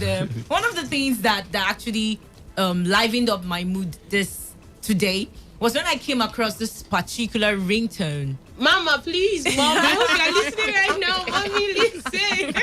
We're about to do a throwback for you, my mother. Yes. So this particular ringtone that used to make remember those days when the phones did not used to come with everything it has now. You have a music player, you have so many things on your phone, and you can do virtually everything. So now, those days with our parents or when an older one gives you a phone, okay, just use this. God, the joy that year. Then there was this particular, then you plug in your earpiece and you begin to listen to ringtones. And there was this thing MTN used to do back then. This thing that Yes. MTN used to do back then where you could, that was a long time ago though. Okay. You could actually use 15 naira to listen to a couple of artist songs on a particular phone. Yes, But yes, I a don't know whole if it lot of happens things. now. Now, if you go back to the day, now you have midnight calls. All those days where people will stay up. I got into so much trouble. I can imagine. Who can relate? I can imagine. I never did that. My father killed you. I think I can relate. but I was Really, never you're caught not my anyway. mate. I was never caught. No, if you cannot relate, no, not like I can't just be relate. calling me auntie from but today like, onward. But like, I was too scared to try it. You get? So you're that smart. You're Oh, never thank you caught. very much. That's I was all. too scared. I was never never caught. See, there were people who were, I don't know how they used to do it. They will be making call, but you will not hear their voice. You can't try it in my When father's house. I had a friend that would stay up then. I would stay up then and pretend that she was reading. The moment her older brother walks in is, yeah, okay, this subject is really difficult. The phone stays hidden. The moment he walks out, it's, babe, that was my brother. Then continues. Oh my God. Oh, are you actually No, that talking was not from my experience. That was my experience. I could relate, but I was too scared to try it. I remember those I days was of too to scared go. Thank Oh you. my Yeah, gosh. to go. To get what it's like if you were not on to go, it was like At all. What was that my username again? Is it Ustar80? Mine was Unizi20. Ustar Oh, I still 80. remember. I can't even remember Mine was Unizi20. Yeah. There was one time I fell into the gutter while chatting. I can remember. Oh yeah. my God. I was just walking on the road and the person just sent me the message. I was trying to read and I was And just walking. reply. What I heard was. Yeah, so away from tech, away from gadgets, also when it comes down to fashion, a whole lot of things that have trended. Who remembers? I'm just going to list out some of these trends that we had back in the day. The Supra, the Aquola, the Akpoche, the velvet material slowly is beginning to return. The Afro hair that we used to have, it was strictly for the millennials. My dad had it. Yes, my both parents, they had the My dad Afro had hair. it But till now they we call were it all Team grown. Natural. Yeah, Team Natural. Team My dad Natural. had it. Then also the wigs. Wigs were very popular back in the day. Now it's beginning Very to... weird looking wigs, trust Actually, me. Yeah, I think they're that's how evolved. your... Do you remember that particular wig that was always like, there's this way they did the wig. It was looking like where Fowls, I think I nicknamed fowls, chicken feathers. It's not. I think I didn't even. I nicknamed it. I don't know if I should say the word, but the word is something like foul nyash. That's what I nicknamed it. Oh my gosh. It was weird looking. There were a whole lot of things. There was the boot cut, there was the do-rags, and for the guys, baggy jeans. Oh my God. If you didn't have baggy, that you were was like out something. of fashion. Then Timberland. Wow, yeah. Timberland was also something. Then you had the likes of the keto. Then you had the high waist trousers, even for guys and ladies. But only that the guys haven't gone back to it anyways. We don't need But it. you say No, we don't need they it. end up looking so weird if they try it now. Oh, seriously. Actually, We look like Don't old. say that. See, Don't say- it's see, you fashion. really cannot say. It's Then you fashion. have the It's the way likes people of blend Jerry fashion and Cole, it's nice. Jerry Cole, and Seriously, Spotty no, Waves no. for the guys. Highway. Yeah. Then you'll go and buy the Spotty Wave cream, Hair cream, and it was and always brush like- and brush and Every brush day and If you brush were your not hair. spotty Every wave, day then you were brush not a your guy. hair. Then you what's up? Really, it's amazing to see how style and fashion has evolved over the years, and even things that we used to call old school now are back, and a whole lot of us are beginning to buy into it, and it really is very, very, very interesting. So really, when I think about fashion, really, I really don't like to categorize some kind of style as old school, because all it takes in our day It's and just time revamp it and it comes out. is to revamp Same it, way. or one celebrity just comes and wears it, and before you know, wow, it's back into the scene. Everybody's wearing it. Everybody. I mean, ripped jean those days. My dad used to say ripped jean was spray hard. That was what they called it in. He used that to call time. it what? Spray hard jean. Wow. That's what my Spray dad hard. used to call, because I grew up seeing my dad wear that particular jean often and on, and I'll be Okay. like, Dad, but this jean is torn. He said, no, that's fashion. It's called spray hard. Spray hard. It's Wow. called spray hard. And then Interesting. now we now wear it as what, ripped jean. Why pray hard? Of all Because I names. asked him the same question, and he said he was actually alienated to people who went on their knees fervently to pray. Wow. So if you wear that kind of jean, you were actually someone who was always praying. That means do you want to tell me that they pray all the days of their lives? Because Oh my I'm God. not was thinking just- about that how was you're just- going to Do pray you and know pray why and this you're... is so funny to me? Because in this generation, the people who wear that prayer hat, according to you, Don't say it. I'm one of them anyway. But there are some fashions that can't come back. Like Especially what? that one like where they called bongo. That you do the trouser. And don't see. It's back. Palazzo. Palazzo. What is Seriously. it? Back. Girls wear palazzo. Haven't No, you seen that's palazzo? that's that's for for girls. girls, Not for guys. guys. Yeah. It's possible it I can come back. think No, you no, should no, just no. give it time. It's back. Can Actually. come back. Just give it time. Seriously, And you I'll see- wear my trouser. seen- You know, I've seen the funny people- thing is, what and it the lower needs, part like will what he look said, like a what gown. it needs Seriously. is revamping. Revamping. After if it gets revamped and one celeb just wears it in a very stylish Ew. way, it's back, it's boom. It's I know. back. I know a in the guy that is a market. lover of that sort of trousers. Okay. He loves it so much, and Is it it suits him. is it bongo like? Yeah, bongo. Are you Bongo. serious? Yes. Like, Eunice, why are you Where saying is it? it? Like, why are you saying with your full chest?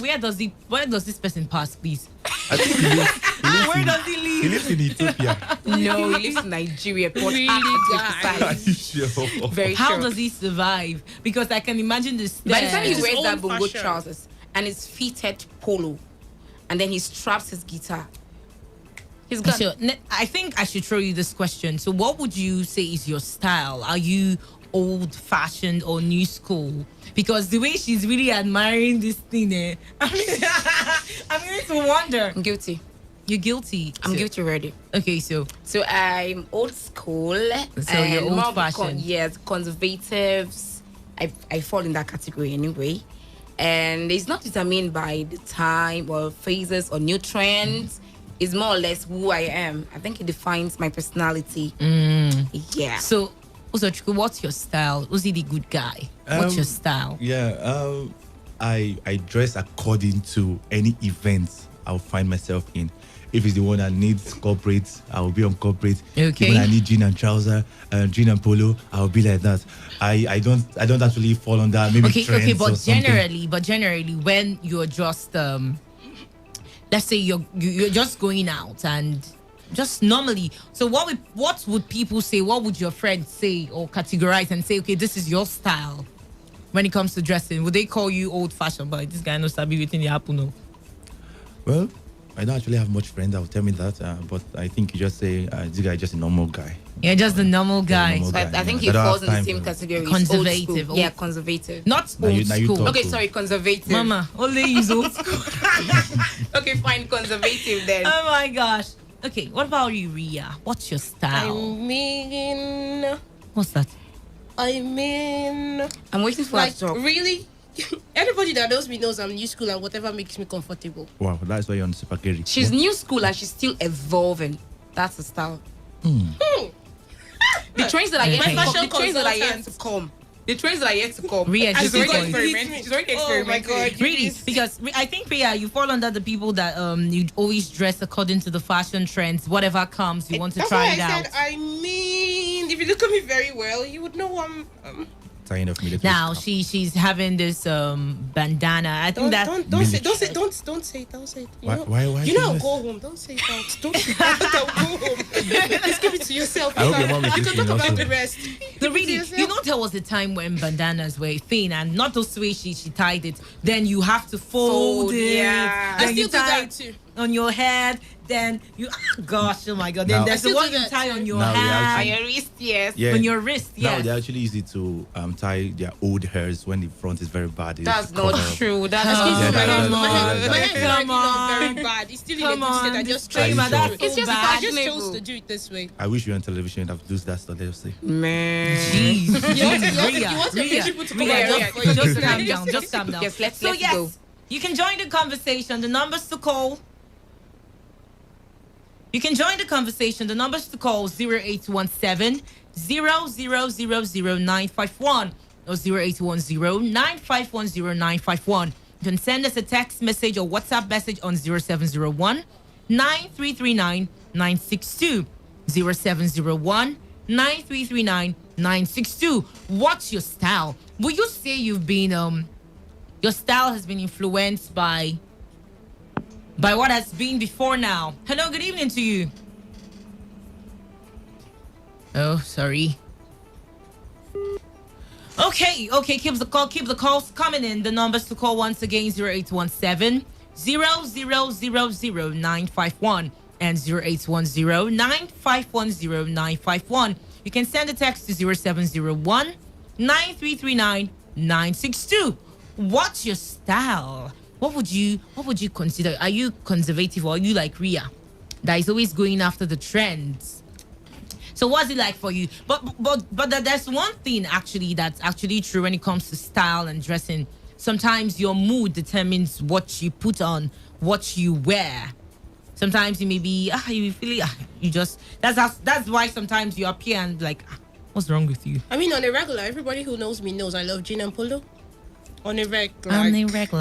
Everybody who knows me. I mean, if Eunice would want to actually testify to it, she would say 90% of the time she's seen me.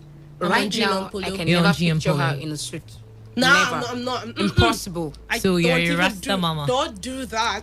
I think she's Malian now. She's Malian. Oh, you're Malian.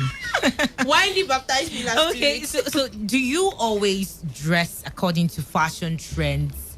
Has it always been a thing for you, Ria? Yes. So you were that kind of child that recently- will force your mom to buy those things for you, whether she likes it or not. Recently, when biker shorts came on board, I was like, I need to get biker shorts. If I don't have biker shorts, there's going to be a problem. You're going to die. I needed, and when I got biker shorts, I was like,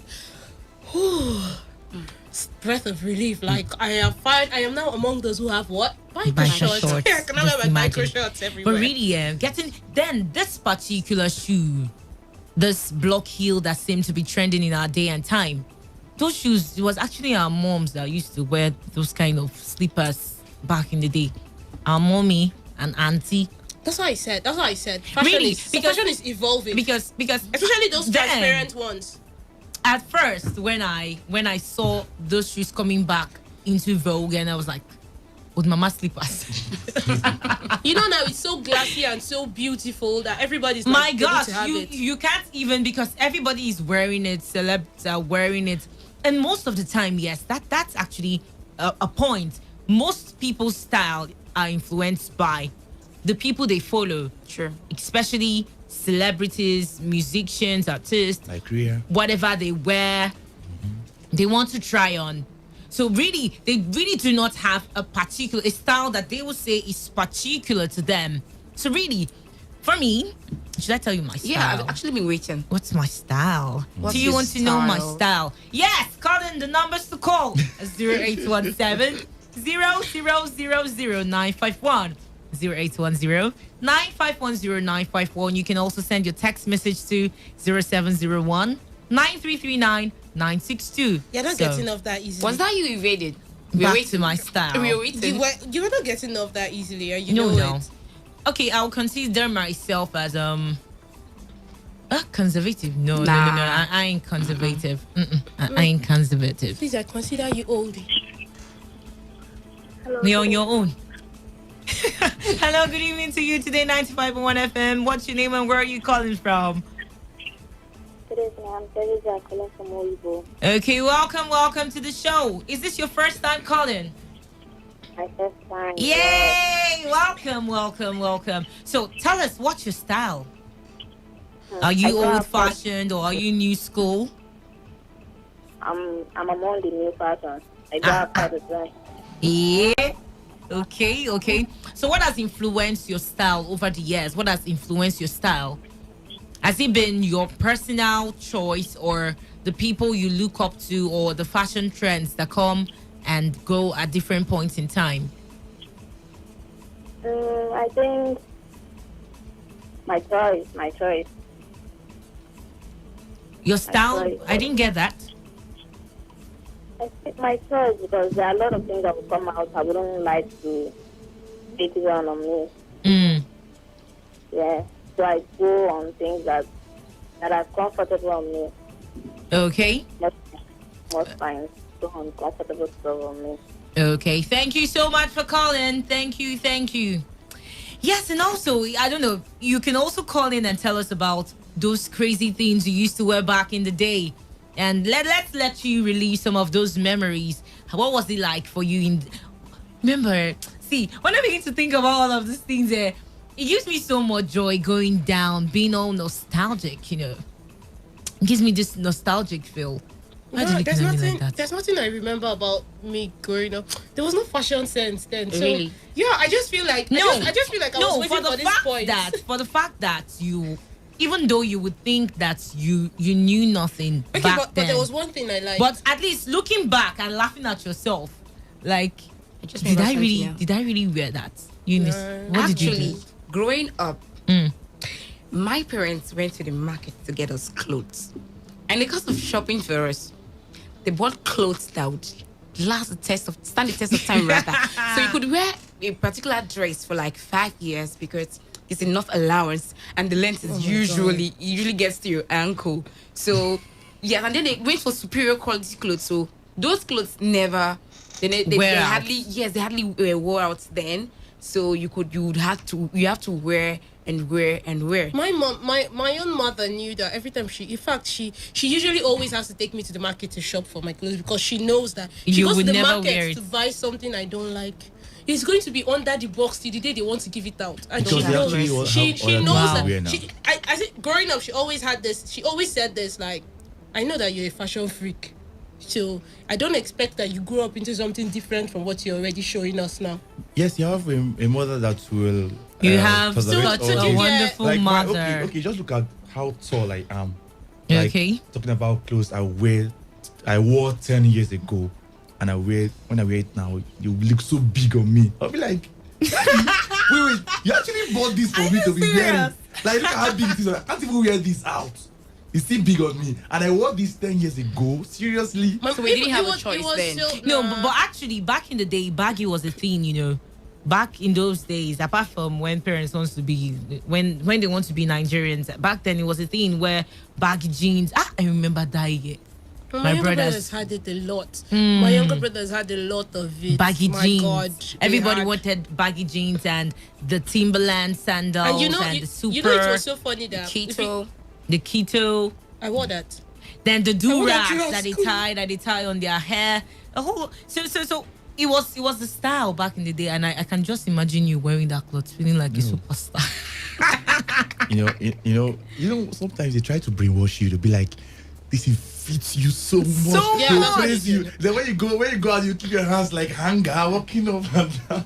Actually, that's what I had they a always weird say. growing up pair. So when you wear clothes that doesn't look like the accepted fashion in the group, they're going to tell you to your face, like, what's this one even wearing, Seth?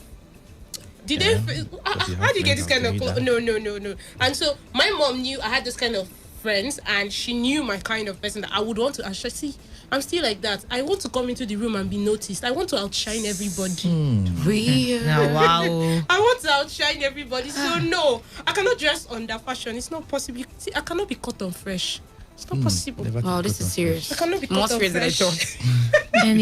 anyways, yes, just in case you're just tuning in, this is Cruise Control on Today 95.1 FM Product, the voice of the people. Yes, we've been talking about style, the Gen Z and the millennials. Yeah, so we've been talking about trends that have come and gone, and what our style, our individual styles, what has influenced your style over the years. Yes, this show once again is brought to you today by the usual karaoke lounge located at first floor Samis at Choba Junction around Uniport Axis. So you can go there, relax, and have fun time with your friends and chill. So now the whole idea was to bring fun down to this place instead of you always going to town to go catch fun. Now you can be around here and still enjoy fun and go have some karaoke with friends, and people with squirrel voices can go and try out our talents. And I hope you don't spoil their mic anyways, but that's just the fun of it. So also we're going to be throwing out this trivia question. So I'm going to play a sound, a particular song, and you're going to tell me what brand of Nokia phone the tune came with. So it's a popular tune back in the day. If you're even a Gen Z or a millennial, yes, you can be able to relate with it. So back in the day, it was really, really something. So now I'm going to play it, and you're going to call in and tell us. Then you get to stand a chance to win that movie ticket and go enjoy yourself. I hope you pass it. I hope you guys can remember. Ria, can you remember? Don't say anything, no. I'm sure even my mom can remember. If she's listening, she'll be dancing to it. Are you serious? Your mom is a flexi woman. She is.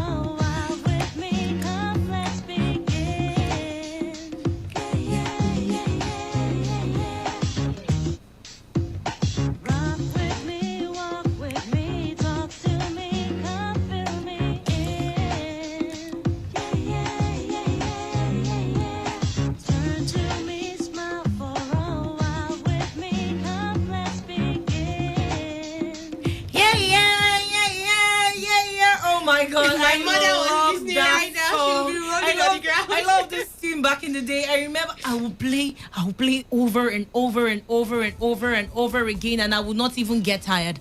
I love to sing, by the way. So I would sing it, I'll play it and be, walk with me, walk. Oh my God. It was the only special number I couldn't sing in church. Oh my God. So yes, what brand of the Nokia phone actually came with this tune? Is this tune found? So go on social media, go follow Today 95.1 FM on social media, on Today FM 951 on Twitter and Instagram. Go and follow us, and Today FM page on Facebook. Go and follow us and answer the question. In what phone, what brand of Nokia phone had the song? What brand? Or if you know it, you can actually call in and actually answer this question. But in the meantime, we're talking, what's your style? What's your style? So going forward, what are the things that you feel are going to come back into trend? Eunice. That's a tricky question. Because most times there's some trends that are back now that we never expected to resurrect. Just like you said. Now, the influencers of this trend are celebrities. Now, if a celebrity goes back and hijacks one of those trends that are dead now, it pops up automatically. So right now, I cannot say which one it's bound to come back. Please, producers of Timberland, please bring back the girls Timberland again. I can't wait to wear those shoes. I grew up. No, you have to see they were so beautiful. They had heels, but they were Timberland. Actually, they had heels. I grew up imagining that when I become an adult, I'm good. Those are the shoes I'm going to first of all buy. But unfortunately, I can't find them anymore. Wow. They should bring back. They should bring back. Timberland. Flip phones. No, I can't deal. Yeah, so the number to call just in case you want to answer our trivia question 0817 0000951 and 0810-9510951, or you can send a text to 0701 9339 962. Yes, you can also send a WhatsApp message to this number 0701 9339 962. So tell us. Do you know that sound? Do you know the sound? Even this one that is singing it, this our Auntie Ria here. Should I give you my hints? Crushing me I mean, now. should I give hints? Do what? Should I give a hint? Do what? My mouth is crushing me. Should I give hints? Do what? Please, No. I want to go and sing karaoke. You want to go sing? Producer, I want to sing karaoke. Can I answer the question? Let me Can sing you karaoke. answer the question? No. I want to do karaoke. Sponsoring. But I want to do karaoke. How is that my problem? I don't know. Because but I know the answer now. Keep it to yourself, don't you honey. guys get Keep it to yourself. See, someone wants to come take your My gift body is away sweet from TV. you. I want to Do go to well karaoke. to send in your message. Do you know where that tune came from? On what phone? What brand? Exactly. Was he used? It is being really, really exciting going down memory lane and remembering all the styles, all the trends that we used to have back in the day. And for me, I would say one thing I'm very, very grateful about is wigs. They've been saving lives. Since they came back. Thank you to whomsoever thought about that idea. Thank you so much. Enrique is looking at me, all starstruck or spellbound. What exactly Please, is that? for the records, again, I want to say it. I know the show is gradually coming to an end, but listeners, please know I am the only Gen Z here. Every other person here are millennials and Don't Gen be X. so sure. So Don't be so sure. In as much as they are thanking themselves for the wigs that came on board, me, I don't know what it is you bought. I know that there are still bomber styles to come in that No, really, I'm the actually future. looking Anyways, forward to what is going to come in the future. So yes, I'm going to as a play. Gen X. Excuse Please, me. your time has passed. Take a seat.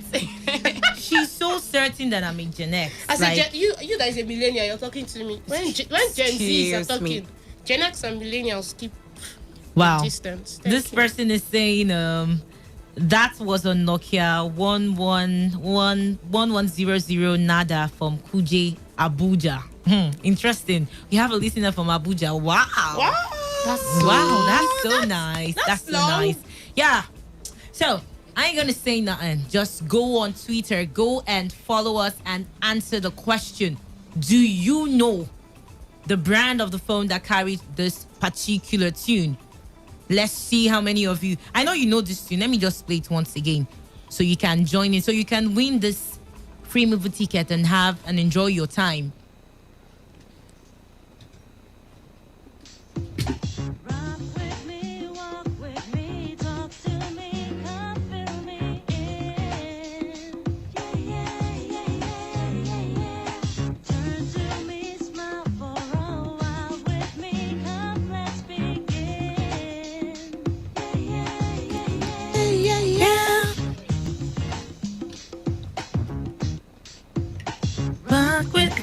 Rock with me, talk to me.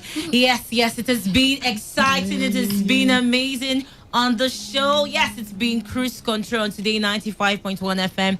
Thank you all so much for listening. Thank you for joining in on the conversation. Yes, it's been me, Wendy. We've been talking about fashion, style. What's your style? Yes, and now we are wrapping up. Do well to follow me on socials. It's Wendy_Onye on Instagram and Twitter, and Chiwendu Onye on Facebook. What's your handle, Ria? Oh, I am official Ria on Instagram and on Twitter, and on Facebook it's Marian. Meanwhile, have a beautiful, wonderful Gen Z week, and I'll see you guys next week on same dial Gen Z. And Eunice, what's your handle? It's Eunice Emmanuel Uguru on Facebook, and it's still Eunice Uguru on Instagram, and then it's E Uguru on Twitter. Okay, thank you. And what about you? Is it a good guy? Yeah, on Facebook, Uzochukwu Uduma. Twitter and Instagram is shut down for now. Shut down for now. Wow, Yep. interesting. Thank you so much for stepping out now. Yes. The good guys out of the building. Out of the building. Big Stories comes up next. Thank you so much.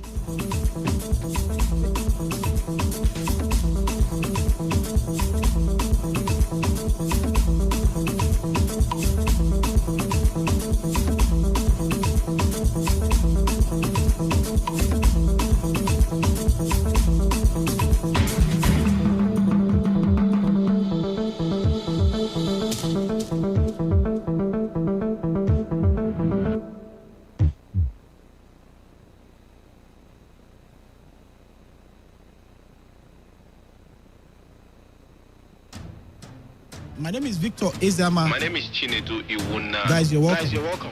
This is the Big Stories, a program where news professionals here at Today FM take another look at the stories that made headlines over the last 7 days. The Big Stories is where we attempt to resolve the bone of contention. Are these not the kind of things we're supposed to see in our country when situations like this occur? With expert analysis. Yeah, first off, they have an organized system. I think the system works naturally. Who were they loyal to? The president obviously was losing out. The president is supposed to be the commander-in-chief, right? Yes. But he was losing out. The protest was in his favor. I see politicians in Nigeria, I see governance as people who just come together to put up policies that will only favor them. Banter and more. I came to find out that you can actually sell your name. How possible? I don't know, man. No, Nigeria has developed that kind of technology that can reprint this thing outside the federal government. At the end of the day, who are you loyal to? Nigerian governance system. Totally Everything different. always ends in ruffle. The Big Stories is a Today FM newsroom production, and it comes your way every Sunday at 8 p.m. on your premium news, talk, and sports radio station, Today 95.1 FM.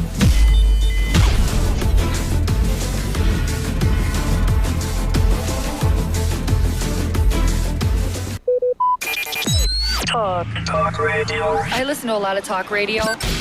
95.1 FM.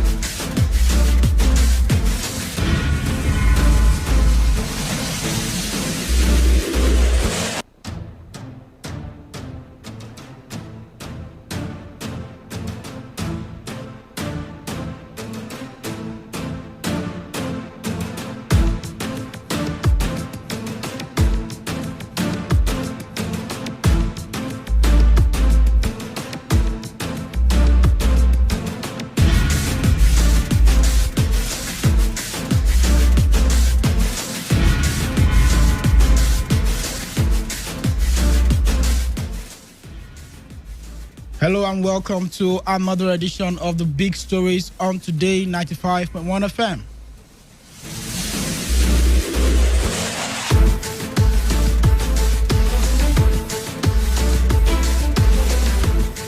The Big Stories is a Today FM News Department program where we take a second look at stories that made headlines in the last 7 days.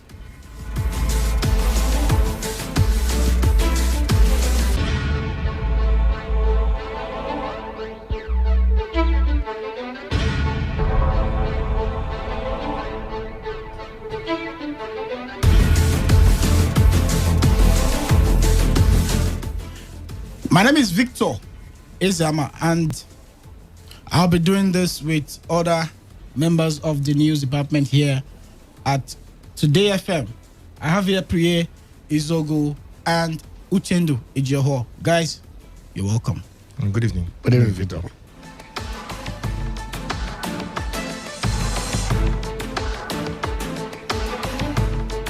Okay, so let's just start from the top, where we just got a report that the immediate past governor of Imo State, Senator Rochas Okorocha, has been arrested by the police.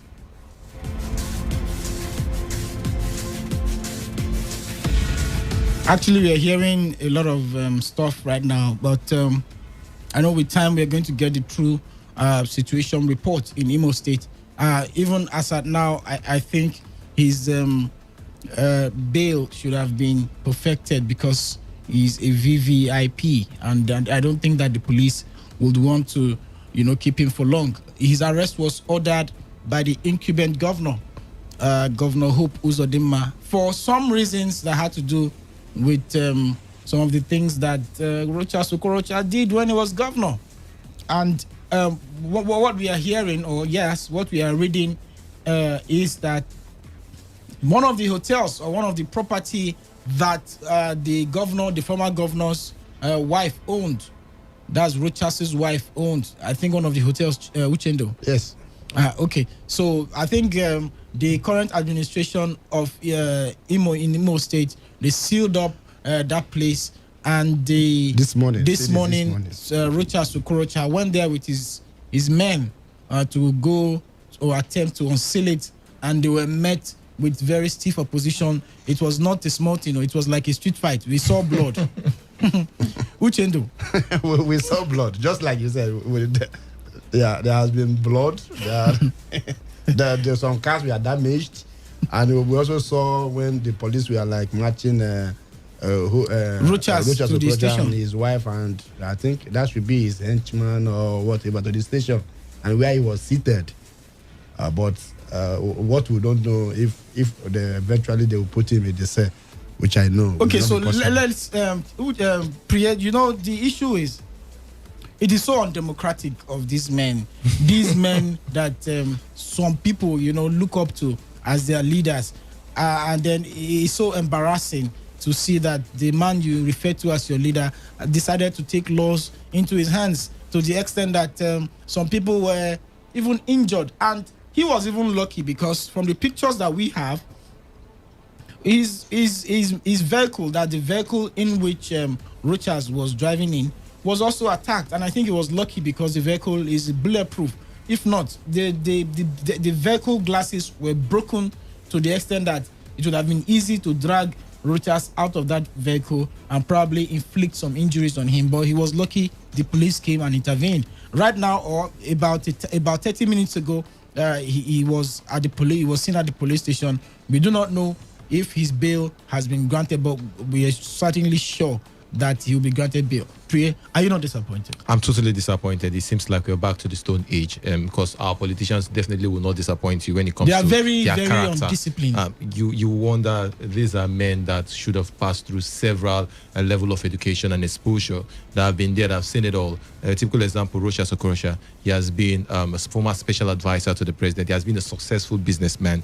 He has been a former governor for 8 years. He's currently a senator of the Federal Republic. We will say distinguished senator of the Federal Republic of Nigeria. So it doesn't make any sense to me. I think our politicians need to learn how to coordinate themselves, especially when it comes to some of this political tussle between them and some of their perceived opponents. Because funny enough, the governor is not even there, but we are seeing the effects of the decision he made. I think in coming days, the situation will be clearer to why Rochas Okorocha actually made that decision. It will be clearer, but you cannot totally remove this from the crisis in the party, in the All Progressives Congress in Imo State, where it seems like Rochas Okorocha himself has been dislodged by the governor.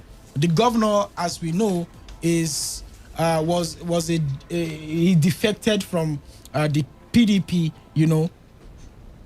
from the PDP to the All Progressives Congress. Meanwhile, you have a Rochas Okorocha, who is a founding member of the All Progressives Congress, and unfortunately for him, he has been dislodged. The structure of the APC in Imo State right now is with the governor of Imo State, that's Hope Uzodinma, and this is not going down well with Rochas Okorocha. Apart from that, the revalidation exercise and the registration exercise of the APC that is going on, I think from also what we're hearing from sources over there, that the APC under Hope Uzodinma, they are trying, to stop or not to allow supporters of Rochas Okorocha from registering so that they do not become a liability to the party. So you really cannot remove politics, bitter politics from all of this. And let me just come to Uche. Uchendo, before we came on air, I was telling you about how this is the typical attitude of the Southeast politician and how they have failed to organize themselves. In the South, in other parts of the country, it is possible to see, different factions, different leaders opposing themselves. But when it comes to development, when it comes to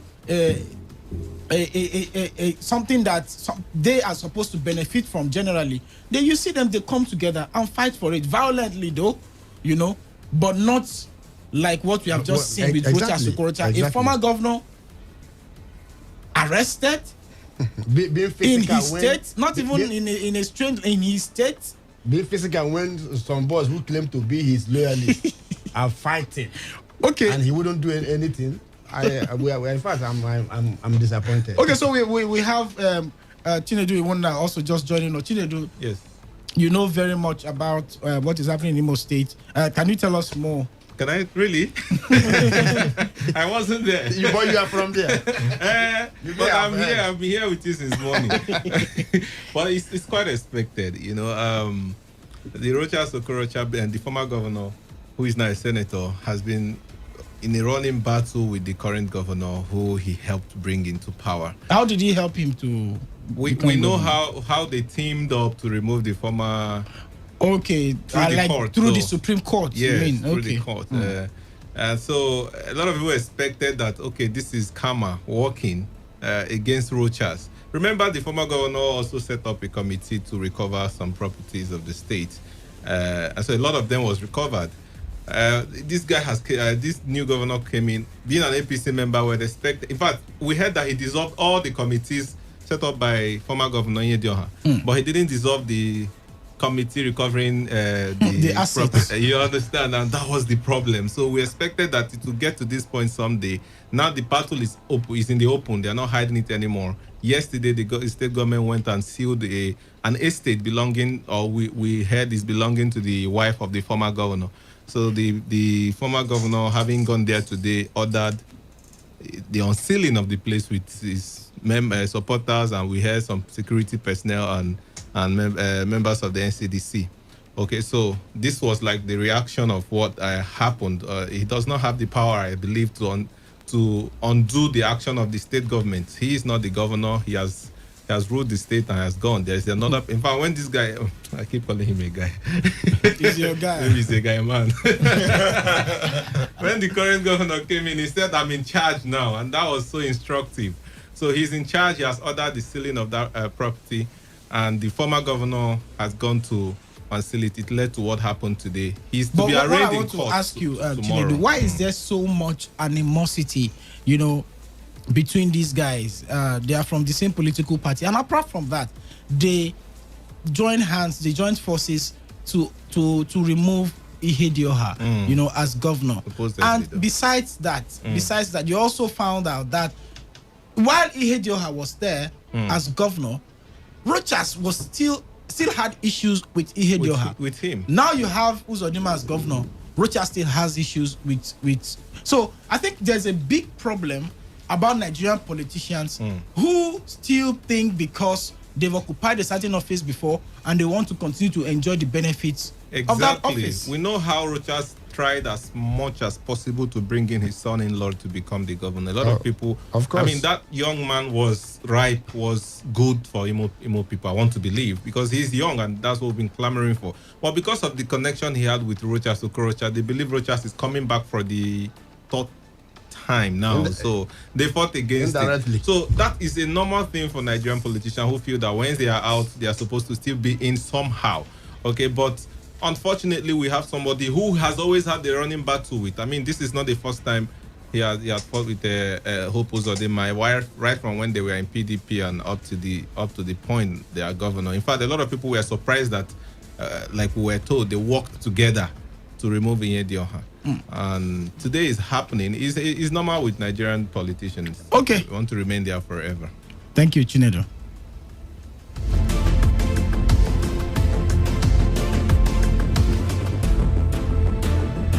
Okay, so let's take our first story for today, and that is the appointment or the nomination of Abdulrasheed Bawa as the substantive chairman of the Economic and Financial Crimes Commission, EFCC.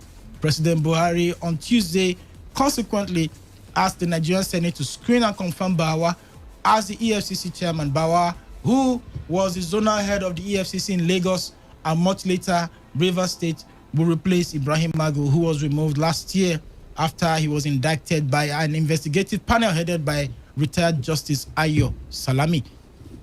Yeah, here we are, 40-year-old Bawa, the first, if he's confirmed, he would have broken so many records. One, be the youngest person to have been appointed the head of the EFCC. I think he will be followed by Nuhu Ribadu. He was 43 as when he was appointed. And then Bawa will also be the first non-police officer to head that agency. This particular factor is something that a lot of people have been clamoring for, a private investigator, and then Bawa seemed to be one. Uchendu, you met this guy when he was in Port Harcourt. Of course. He's your friend. He's my friend. And in fact, I've got to congratulate him already. So, that's nice. That's very, yes. You know, while he was there, I spoke to him that day.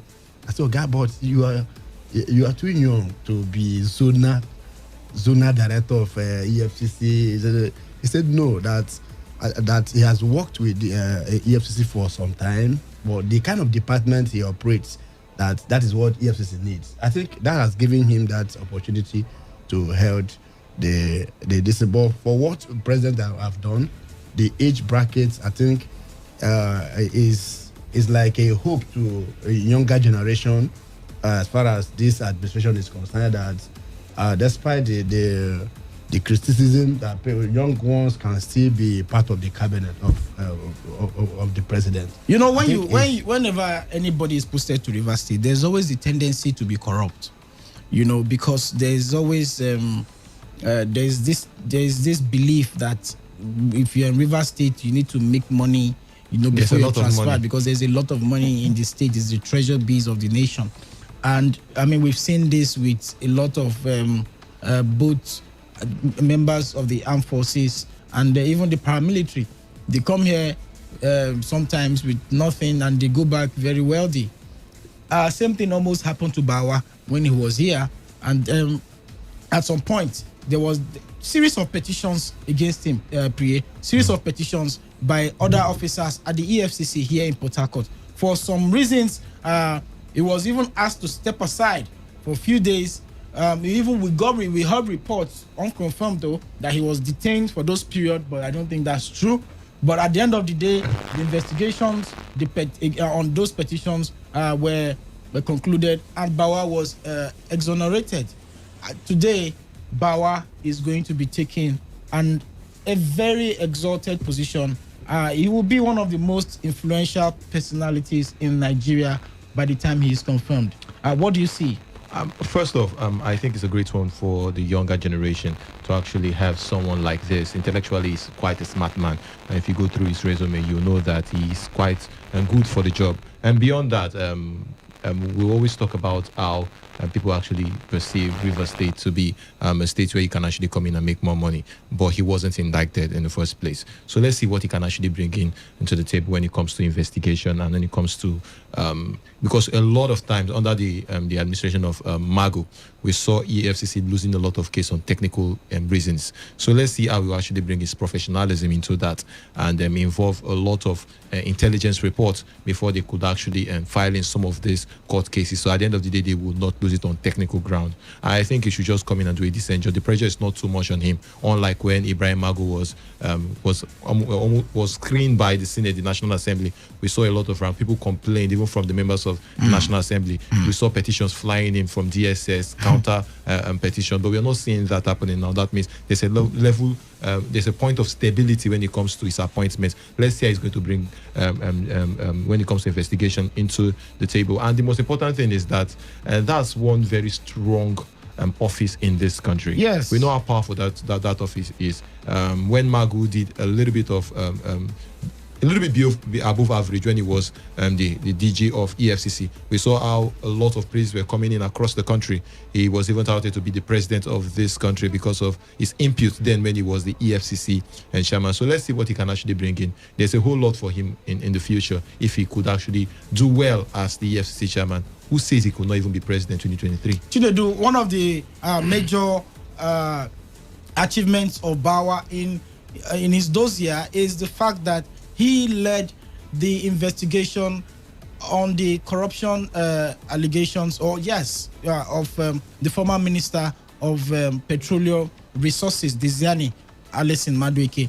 And even though that investigation has been completed, though we have not seen the end of it, because, of course, Diziani has not been arrested and he has not been brought to book. But the fact that he led that investigation, let's assume he's 40 years old. We are in 2021, okay? Diziani left office in 2015. So that is to say that Bawa was 35 years old, as at the time he led that massive investigation. Regardless of all the overtures, all the gratifications, we heard he turned all of those down. He visited so many countries, in the course of this investigation. And his investigation has, from what we hear, indicted Alison Madueke. But, of course, what is delaying the prosecution of Alison are bureaucratic, diplomatic processes that the federal government, is trying to address. Now, how do you, describe such a man at 35 leading such an intensive assignment? Quite interesting. Like, he's a young man and he has done what we've always said that the young people are capable of doing in Nigeria. So once again, someone is representing the younger cadre. But I'm not quite excited yet about his work in the EFCC, because it's not just him. Prosecution is not just investigation and prosecuting cases. It's not just about him. Remember Magu, who just left, had a lot of challenges, not from the people who is prosecuting, but from the same government that he's supposed to be working with. We know the running battle he had with the current Attorney General of the Federation, that we didn't know until the Justice Ayo Salami committee. Okay, so that's the issue. Would he be allowed to carry out this? Now you have mentioned that he did a lot of work as a younger person, by the way, and indicted the former petroleum minister. Now he's at the helm of the affairs. Will he be given the free hand to carry out this investigation without somebody calling him on phone and say, drop that file? Without somebody say, oh, you don't have the right to investigate these cases and all that? That's something we'll have to, that's why I'm not yet excited, and I hope he lasts on that on that position, because it appears if you're fighting the powers that be, they find a way of indicting you and removing you from the game. So I wish him well. Is hope for the younger people, and I hope he's given the free hand to really represent, because in the past he has shown capacity, and I want to believe he will also show more capacity if given the free hand too. Okay, so as we wind up on this story, there were also issues as to whether Abdul Rashid Bawa has a filial relationship with the Minister of Justice and Attorney General of the Federation, Abubakar Malami, because they thought both of them are from Kebbi State, and for that reason they may be related of some sort. But we did a back check and found what was his name? The Attorney General is from the state capital, that's Birnin Kebbi. Yeah, it's from Birnin Kebbi. While Bawa is from Jega local government. So regardless, they could still be cousins, but we've not been able to establish that, and nobody has been able to establish that. Apart from that, they went to the same school, that's the Usman Danfodio University, Sokoto State, and then they probably, just have the same history, to say. But I think for now, it's just a coincidence. It's just a coincidence. First off, Jega and Brunikebi are of the same senatorial district, just like saying Emoa and Falga local government area. In between Jega and Brunikebi, we have the Kalgo local government area. So like a local government demarcating these two big, huge local government. And the Attorney General of the Federation is more like of the capital. So I think it's quite different. But they could still have little affiliation due to the fact that they're from the same state and they attended the same university. As at then, some couple of years back, that was the major university around that environment between Sokoto, Kebbi, Zamfara State. Most of their elite persons actually attended that university in Sokoto. Sokoto is more like the traditional headquarters of these three states. So I think it's just a coincidence.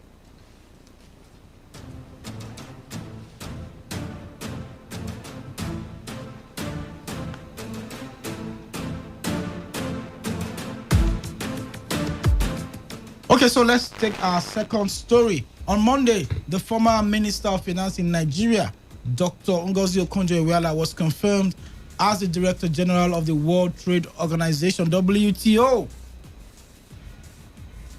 The WTO made the announcement via its Twitter handle, where it noted that the new DG's term is to start on the 1st of March. Ngozi Okonjo-Iweala made history as the first female and the first African to hold that position. Wow. But we have issues. Now, the issue is that here we are celebrating the appointment of Dr. Ngozi Okonjo-Iweala. But the Western media, especially those in Europe, don't seem to be, I won't say they are not happy, but the description of how many of them took that story, was a little degrading for so many people that were watching at the moment, because one of the major newspaper outlets in Switzerland was said to have described Dr. Ngozi's appointment as someone 66-year-old grandmother, and that doesn't sound well to many of us, because we thought that, this is a Harvard graduate, a board member of Twitter, a former minister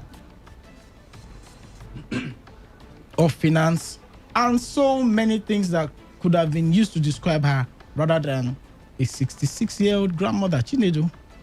Well, whether or not they describe him or her as a 66, she's actually a grandmother, and she's 66. But it doesn't take away the fact that her credentials speaks for her. Her profile is quite enormous, that I don't think any of those people who had presented themselves could have matched her. It doesn't matter what the Western media describes her as. She has grown, and she knows the job, and I don't even find it as a problem. The fact that they cannot deny is that she's now the DG of the WTO. Whether or not they write good or bad about her, it doesn't change anything. But apart from that, it's a good one for her. We have thought that she's off the hook, off the scene after she left as the Minister of Finance. But, Bill Gates Foundation found her, Twitter board found her, and she's still serving in a lot of boards across the world. And now this is an opportunity that presented itself, and she, took it. You remember a number of candidates were up for that one, but at some point they trimmed down to two. Of course. Every other person endorsed her, and apart from the former U.S. government. Our friend. But that was later overturned when Joe Biden became president. So it was good for Ngozi Okonjo-Iweala that Trump lost that election. And so eventually, she said she's surprised to see that Trump rejected her. Because she met with the Trump government, and then they didn't complain about her nomination and her aspiration. And the person they were presenting against her, the profile, it can't match with her. So, well, good for her. Trump lost. Biden came in and threw the support behind her. And here we have a first Black African, first female to mount that position. Good for all of us. Yes, good for everybody. But she has said, managing world trade in the middle of the COVID-19 pandemic is her priority for now. And the next day, she was already talking about how women should be allowed to participate in critical positions in the society. Governor, Dr. Okonjo Iweala, was speaking during the virtual 2021 Lagos Economic Summit. The DG of WTO called on governors and administrators in various states in Nigeria to consider involving more women in their cabinets. It will take us decades in order to get to gender parity in terms of women's leadership. Everywhere you look, Nobel Prize winners, since the Nobel Prize started being awarded in the early 20th century, you have had 900 Nobel Prize winners, and out of those 900, only 53 have been women. You look at the parliaments all over the world, 1 in 4 parliamentarians globally is a woman. Here are the lessons. There are things that women can do, but why I'm saying all this is because we also say it cannot happen without men. Men have to decide to empower women. So unless they also agree to empower women and give a chance, we aren't going to get there. We have to have dialogue with the men. I want you to talk to the other governors. How are you going to open up leadership positions for women? Because we cannot be empowered unless the men agree to empower. Similarly for our youth, we can't make room unless we all together create the opportunities for them to lead.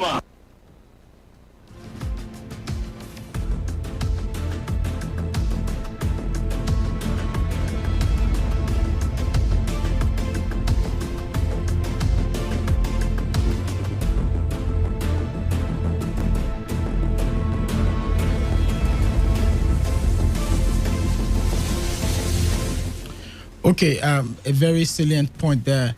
We know Dr. Mrs. Ibukun Awoshika, the CEO of First Bank, is a woman. In fact, so many. Let me not even start. Yeah.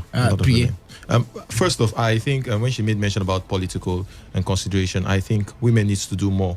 We have a large amount of women out there in Nigeria, but when it comes to election, we've seen how women will not stand for other women. A typical example could date back to when the PDP primaries, when the lady that contested, I think with the then former president, Goodluck Jonathan, she just got a vote for herself, and that means she voted herself. Is that bad? So for me, I think women should start supporting women. Very, very important. Before they could get support from the male folk and from other persons, I think they should support themselves first, because you should think about yourself, think about how you build the women race beyond feminism. I think it should be about the right of women coming out there, contesting for this position. Because imagine if a woman is a governor, she can actually do this for our people. So for me, I think women are very smart. They can actually go there and go places and do a lot of things. Even the petroleum minister that we've seen in the EFCC indict, we've seen that she got a lot of appointments internationally. Lots of appointments. She's intelligent. It seems like the system is the issue. So I think women are very smart. All what we need to do is women need to support themselves, and the male folk too. We need to think about the women when we are making some critical national and state decisions. You have been listening to the big stories on Today 95.1 FM. We'll be back after this short commercial break.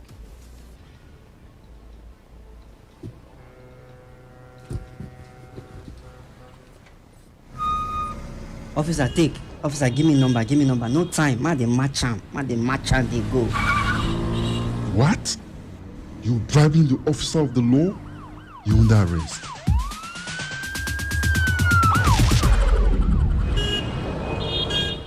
Let me see your papers. You can go. They're in order. Drive safe, okay?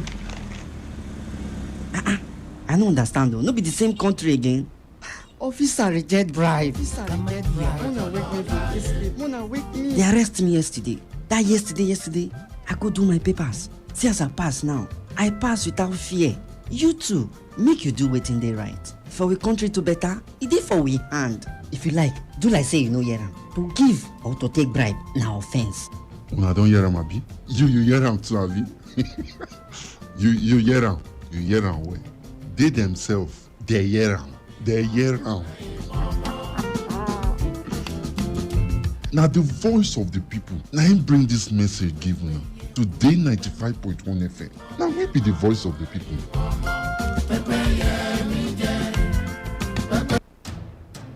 My name is Victor Ezama. My name is Chinedu Iwuna. Guys, you're welcome. This is The Big Stories, a program where news professionals here at Today FM take another look at the stories that made headlines over the last 7 days. The Big Stories is where we attempt to resolve the bone of contention. Are these not the kind of things we're supposed to see in our country when situations like this occur? With expert analysis. Yeah, first off, they have an organized system. I think the system works naturally. Who were they loyal to? The president obviously was losing out. The president is supposed to be the commander-in-chief, right? Yes. But he was losing out. The protest was in his favor. I see politicians in Nigeria, I see governance as people who just come together to put up policies that will only favor them. Banter and more. I came to find out that you can actually sell your name. How possible? How possible? I don't know, man. No, Nigeria has developed that kind of technology that can reprint this thing outside the federal government. At the end of the day, who are you loyal to? Nigerian governance system. Totally Everything different. always ends in ruffle. The Big Stories is a Today FM newsroom production, and it comes your way every Sunday at 8 p.m. on your premium news, talk, and sports radio station, Today95.1 FM.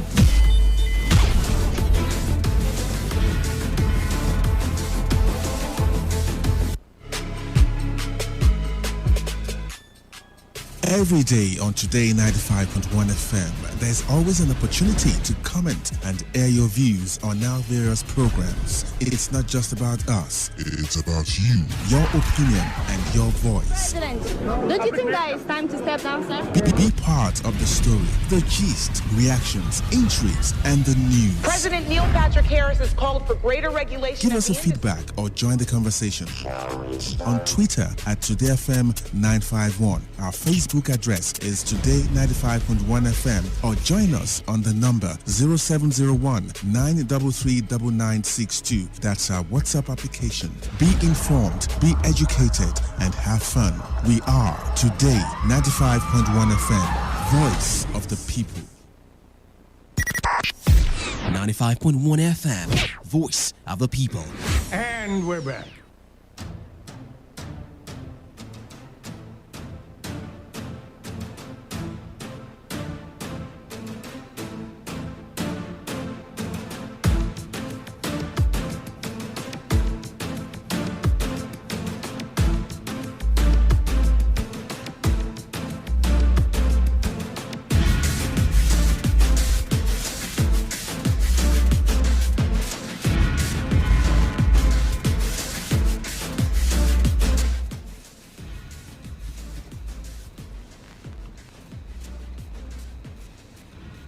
You're welcome back to the Big Stories here on Today 95.1 FM. And well, of course, we've taken a couple of stories. And on Wednesday, straight up, where armed men attacked Government Science College Kagara in Rafi local government area of Niger State. We got reports that the gunmen started shooting sporadically, killing one student, abducted several others. Some teachers and their family members residing within the college staff quarters were also said to have been abducted. As of today, they have been released. We do not know if any ransom was paid. And then apart from that, this is not the first time we are reporting this kind of incident.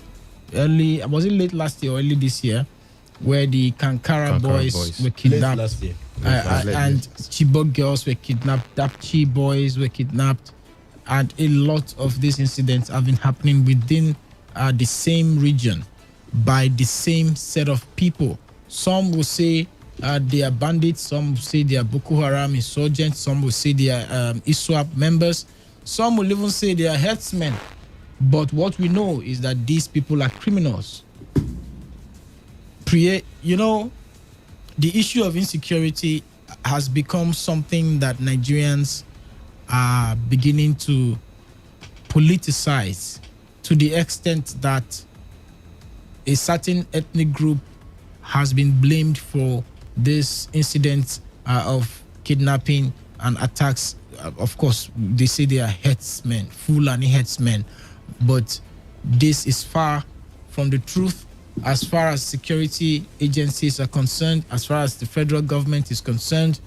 And for Nigerians who are also thinking logically, these people are criminals. Exactly, they are criminals. And the Governors Forum the other day actually made it very clear. They said nobody should brand these criminals as affiliate them to any ethnic group. They should make it I think it's very, very clear. And beyond that, but I think most Nigerians are looking helpless, including the government, because we heard the statement by the Minister for Defense and the other time, Major General Magaji, retired. We feel he should know more concerning matters of security because he's a professional. He has been there. You have seen it all. He made a statement of Nigeria being coward, and people were not finding that statement good.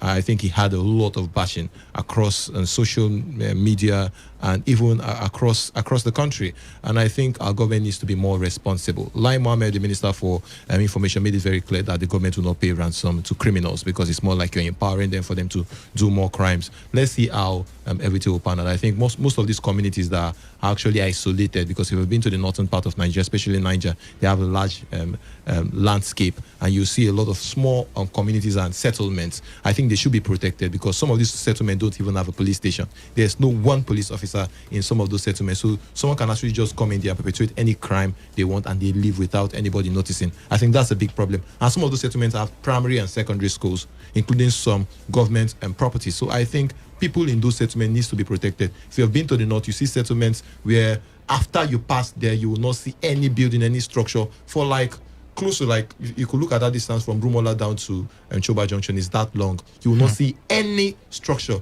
just plain and desert. So I think some of those communities needs to be protected because they are Nigerians. Okay, Uchendu, you are a crime reporter here at Today FM. So let's take it from that perspective of a criminal-minded person or a group that is criminal-minded. These people have been doing this for long, and they keep doing it over and over again. And I can assure you that this is not the end of it. Do not be surprised if in 2-3 months' time we hear that some another school, within that region has been attacked. As at the time this incident happened, the governor of Niger State, Abubakar Bello, ordered the immediate closure of all boarding schools in the bandit-ravaged areas. Is it that the governors don't know that they have bandits in their state? They are very much aware that they have. But I listened to the governor of Borno State last year when his convoy was attacked. He said the problem of Nigeria is that they do not have sufficient security personnel. I see that as a good point. Where you observe this, federal government, why not allow the local vigilantes to operate from those various communities, those areas? When you think that paying the federal government security agency will be that high for you, allow the local vigilante. If you look at what is happening in River State today, you find out that the kind of security we have now was assisted by the local vigilante. That's what has. And I think that was the point that the Minister of Defense, Magashi, was trying to make. Where they said communities should protect themselves. That people should protect themselves. I don't think. No, it may not. It may not directly. It may not. It may not be what he means directly, but indirectly, if you look at it, he wants the communities. Unless he come out clear to say it was very clear. He said no, but the minister will not come out to make such a careless statement and ask Nigerians who are harmless Nigerians to protect themselves against men carrying AK-47 and AK-49. He did. So, but what I'm saying is that now what he implied in that statement is not for you to protect yourselves, like physically protecting yourself. It's the point which Endo is trying to make. He said. When 2 or 3 people just come and shoot AK-47, everybody run away. What was that? What does that mean? It means we are supposed to stand up to them and say, "Shooting, no go enter." That's what it means. No. It means that the community should should create a mechanism. Create a mechanism, mobilize boys that will stand against the each side. I think that is what he meant. You understand? That means the minister, due respect to the minister, he's a retired military personnel. He should understand what it means for someone to be carrying AK-47. That's an assault weapon. That's a very dangerous weapon. That's a weapon that can actually kill a lot of people at the same time. So I think making such statement that people should actually go out there, protect themselves, communities, I think it doesn't make any sense to me. Okay, Chinedu, let's talk about the infrastructure. Immediately the incident happened, you saw our delegation. They always know how to find themselves in I'm looking for how to hold press conferences and gather themselves in a private jet and visit a crisis-prone area. As if their visit will produce the kidnapped But people. I think it also exposed them. When they went there, we now saw the rot in that school. That school is in a mess, and in a total mess. That is not supposed to be called a school. It looks like a poultry. And this is in a state where they have been receiving allocations, where a state that is even generating its own IGR, and then you see such a school, a government school, where people are supposed to be sleeping when it even rains. In some of those buildings, there were no roofs, and people are learning in that condition. So I want to take you on that, Chinedu. This is not the only it's not only in Kagara you see this kind of structure or Riga and all of that. If you go to places here in River State, go to Abia State, go to Imo State, you see this kind of structures. Is it that these people are so insensitive to providing basic infrastructure? It is. They are very insensitive to providing basic infrastructure. That's the truth. They don't care. And the funny thing, or the annoying thing, is not funny, is that allocations are made every other year for infrastructure development, for schools, for what have you. But just year in, year out, we still see these things happen, and people are expected to go and write exams and pass WAEC in that type of, and study and compete. You go and tell somebody, study hard, work hard, in that type of environment. In fact, that even shows you that we Nigerians, we are just so strong people, because you can't pass through that type of system and still do well and survive and still do well in life. Look, we are perpetually suffering. And the funny part and annoying part, like, I think Niger State has produced 2 head of states, the military head of states. Abdusalami Abubakar and Ibrahim Babangida. And they even live there. They live there in Niger State. No, but they have left now. They left. The people who are there now, what are they doing? And they've had how many governors since 1999? What are they doing? And it's not only Niger State. And it's not just Niger State. Some people learn under the tree. Yes, their problem and is, they say they're in primary 1 and 2 and 3. You lay more emphasis on something that really affects you. And I blame sometimes these things do not affect them. Their children don't even go to those school. Sometimes you see some school principals, when the governor is coming, they will go and rent seat and put and wear uniform, instead of them to just open up and say, we don't have. And funny enough, some of those principals are not even living in that local government area. Not they even come in the from school. town. They come from town. They come from the capitals. Like when I was in Kebbi State, some principals actually live in Birnin Kebbi. And they are supposed to be principal in somewhere in Bagudo or one of the local government area, the interior local government area. They are not there. They are living in the capital. They only go there maybe once a week when they observe that maybe their external supervisors coming in into and their they school. take salaries, they just go there allowances, promotions, and what have you. Everybody is at fault here. If you ask. There is really a systemic issue. Problem. Just like what happened in River State recently, where some students protested within Romala. They said it wasn't true, right? So who said it is the commissioner that said it wasn't true, but students pictures were showing. But I mean, if you were not there, we can't confirm that. Yes, but some of the media houses that were there actually reported. They didn't report like they were not there. You understand?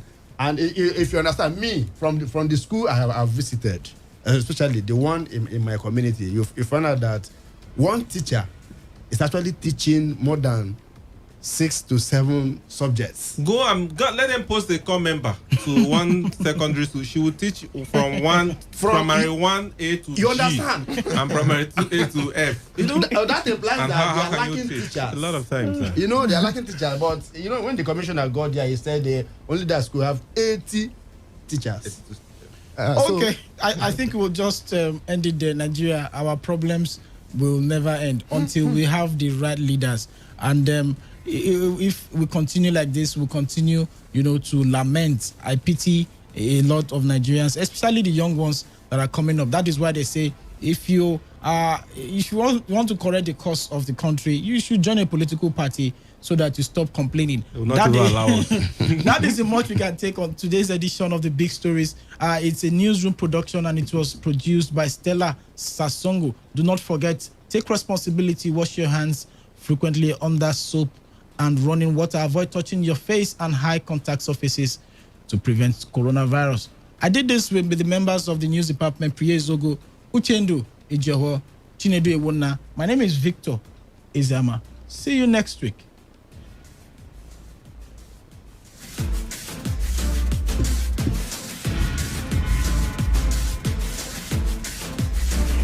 This is Today 95.1 FM. To copy this tune, press 9. This is Today 95.1 FM.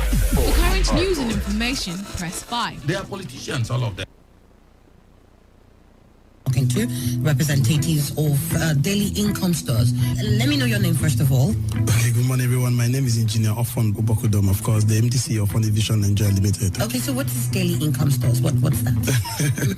Daily income store is a store actually that all you need to do is to walk into this store. Only once in a year you do your shopping, then drop your account details. As other customers are shopping after you, you are getting daily. This store is already 12 years old in over 100 countries. We are 6 years old already in Nigeria. And the people keep asking us questions, what exactly is this store selling? Actually, we are not selling anything far from our normal human being daily needs and wants. For example, now you are hearing us right now. You can never stay for 1 month without not brushing your mouth. You're going to spend money either on chewing stick or paste to brush your mouth. If you're also hearing us right now, you can never stay for 1 month without not taking your bath. You're going to spend money either on liquid soap, powder soap, or solids to take your bath. That means that human being daily needs and wants can never be satisfied. And you can never stop shopping. You have been shopping every day. You are not making money every day. You deserve to make money every day. So Daily Income Stores has this advancement in technology, has this innovation that all you need to do is to shop only once from this store, drop your account details, and get paid every day as other customers shop after you. That is why we are holding a powerful training, because we realize that so many people has been going to this store, shopped, and they walk out of the store. They don't know to drop their account details. So they walked out ignorantly. That's why people don't know. So we are going to hold a training tomorrow to show you how this store works. The training is going to happen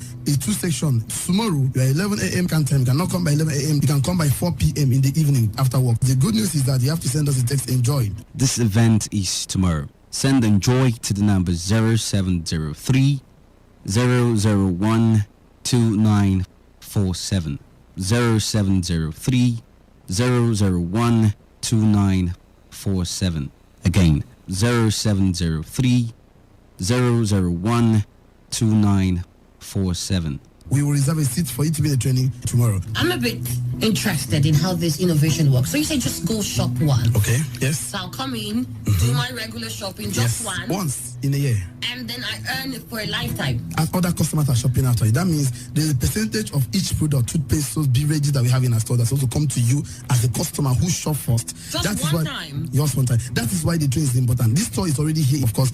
People don't know about it. That is why the training is more important. It's just like withdrawing money from the ATM machine. People, they might believe that you can withdraw money from ATM card. I know a woman that told me that that is not possible, so she refused to collect the ATM card. If when mobile app came on board, people never believe that you can transfer money from your mobile phone to somebody's account. This is technology. This is an advancement technology. The same technology is what Daily Income Stores has. That once you shop once, you drop your account details. Of course, as other customers are shopping after you, you're going to get daily and night. We are not new. We're already 4 years in Port Harcourt, 6 years in Nigeria, and 12 years old in over 100 countries. That is why the training is occurring tomorrow. This is real. It's real. That's why we say come for the training. By 11 o'clock, you will see us. And of course, by 4 p.m., it's just 1 hour training. And the time again is 11 o'clock and by 4 p.m. in the evening. The number to send us a text, enjoy. Don't forget, this event is tomorrow. Yes, tomorrow. Send enjoy to the number 0703 001 2947. 0703 001 2947.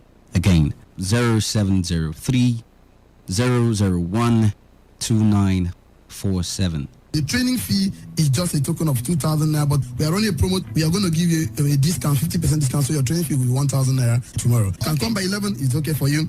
You are too busy in the office already, you're going to somewhere. You can come by 4 p.m. in the evening. Fantastic. So I have two people here with us in the studio, and let me just quickly know their name. Hello, what's your name? My name is Victor Billy. Victor Billy? Yes. Okay, good to meet you. And you are? My name is Harry Frank. Harry Frank, okay. Victor, let me start with you. Are you part of this here? Have you gone to this store? Have you purchased anything there? And are you earning anything? Honestly, tell us the truth now. Thank you, my sister. You know, the daily income stores, like every other person is hearing out there now. I heard about the daily income stores on radio. Actually, it was on a Saturday. I did not go to work. I just tuned to the radio. I heard that the program is going on. Daily income stores, you can shop once, you drop your account details, you get paid as other customers shops after you. I was so curious. I was wondering how possible is it that you shop, you drop your account details, you get paid as other customers shops after you. I wanted to know about it. I went to the program, I paid the training fee, I attended. On getting there, I actually saw that these things are toothpaste, beverages, soaps that we normally use every day. These are our daily needs and wants. So I decided to shop. I said, let me see if this is possible. Real. I dropped my account details. To the greatest surprise, few days later, I started getting alerts. Even as I'm talking to you, I said yesterday I got alerts. And the good news is that now what I'm getting from these daily income stores is far more than my monthly salary. A lot of people will be wondering how is it possible. I'm watching. I'm right here. I'm watching. And that's why I want to tell you, you cannot sit at home to know how real it is. Unless you come So to the why training. not take this opportunity that we are having the program by 11 a.m. or 4 p.m. in the evening? Because a lot of us have been going there to shop, but we don't know that you have to drop your account details and nobody tells you. So any information you don't have definitely is bigger than you. So this is the information the masses do not have. Please, you need to come out. The training fee is slashed. It's not 2,000. It's the 1,000 naira. 1,000 naira. It's a promo going on. Yeah, just text the word enjoy to this number. Send enjoy to the number 0703 001 2947. Again, 0703 001 2947. Let's hear your story. Okay, thank you very much. I'm very impressed to be here. My name is Harry Frank, like I said. Harry Frank, yes. Okay, I actually heard about Daily Income Store, not through radio. It was a friend who told me about the information. He's a very busy guy. He had it on radio and he didn't have enough chance. So that's what I want to say today. If you're busy, you can use the information to bless somebody's life. But I never believed him as a guy. I'm a businessman by nature. So I know how money is made. I never believed that money can just be made by purchasing something. So I told the guy, leave, this is Nigeria, anything is possible. But after arguing and delay for more than 8 months, I gave a try one day and I walked in there. I just saw that I was curious. I wanted to know, are their products certified? Are they approved by Nigerian NAFDAC and all the certified organizations? And when I walked in, that was my first aspect. I looked at it and they were certified. So I was okay. I just made a purchase. I dropped my account number. I picked my package home. A few days later, I was impressed. I got an alert on my phone and I never believed. You know, the good thing is that nobody pays you. The transaction is done through bank. So when you shop, you have to drop your account number. In case you don't have one, you can drop my own account. So a few days later, I got an alert. I was curious. I took my ATM to the ATM machine. I said, what are the money that you bring? I actually slot in. The money came out. And I counted to be sure. So sincerely, I started receiving an alert.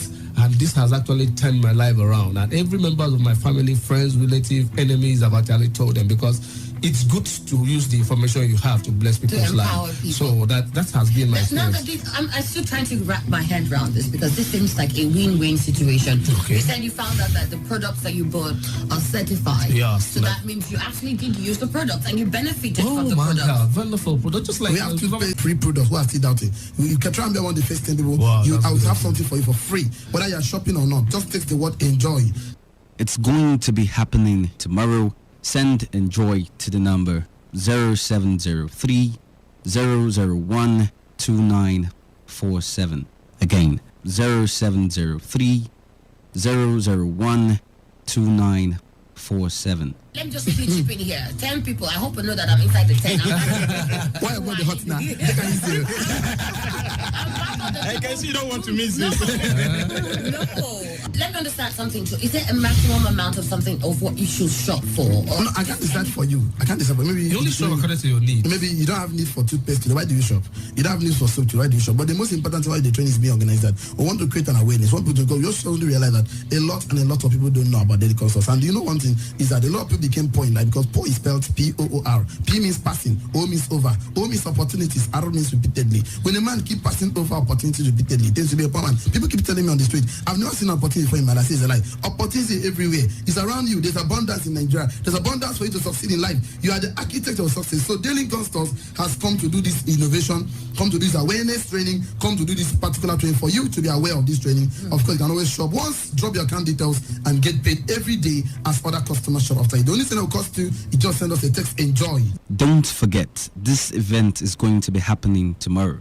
Send enjoy to the number 0703 001 2947. Again, 0703 001 2947. Want to part of the training tomorrow? Send enjoy tomorrow. Thank you. We love you. We want to see you there. Thank you so much for coming through. Thank you. Thank you. All right. Okay, all right. All you need to know about this one is that 95.1 FM. Search for unique dial. You don't have to be in government to serve. You don't have to hold a political office to change lives. It was Mahatma Gandhi that said, the best way to find yourself is to lose yourself in the service of others. So before you point out how the government has failed in service, ask yourself, are you being of service to your fellow Nigerian in your own little corner? As Mother Teresa puts it, unless life is lived serving others, it is not worth living at all. This message is powered by Today 95.1 FM, the voice of the people.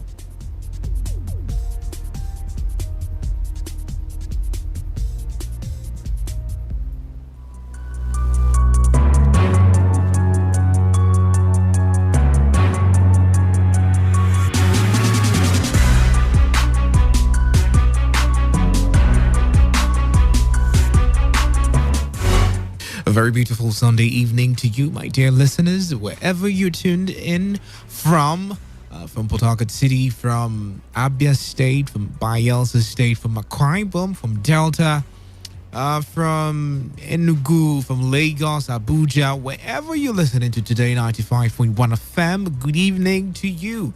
Our time check is 2 minutes gone past the hour of 9, and like you know, it's that time where we get to hear your opinions on certain issues, but this time it's going to be laid back. It's going to be less political or less stressful when we talk of issues relating to government and other issues relating to governance and politics. No, this is just for you. We would ask ourselves the questions, not pointing fingers this time to what isn't going right or what is going wrong, which is coming from a political leader or someone kept in that position to do the things properly done well. But this time it's going to be you. I'm going to be asking you the question. You're going to be asking yourself a question. I would just ask ourselves why this is the way it is right now, when we can do some things to change it. Okay, my name is Dave Robert, and join me on this very wonderful ride. It's going to be adventurous, it's going to be funny, it's going to be engaging, entertaining. It's going to be a very bumper package, super duper bumper package on the program opinion poll tonight. The numbers to call to be part of the conversation is 0817-0000951 or 0810-951-0951, or you can send your text message or your WhatsApp message to the number 0701-933-9962. I'll be back. Don't go anywhere.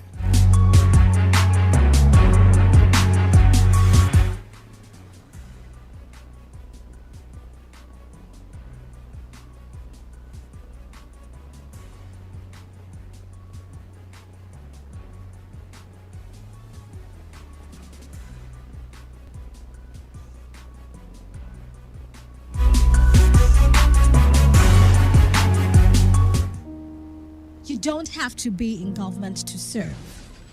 You don't have to hold a political office to change lives. It was Mahatma Gandhi that said, the best way to find yourself is to lose yourself in the service of others. So before you point out how the government has failed in service, ask yourself, are you being of service to your fellow Nigerian in your own little corner? As Mother Teresa puts it, unless life is lived serving others, it is not worth living at all. This message is powered by Today 95.1 FM, the voice of the people.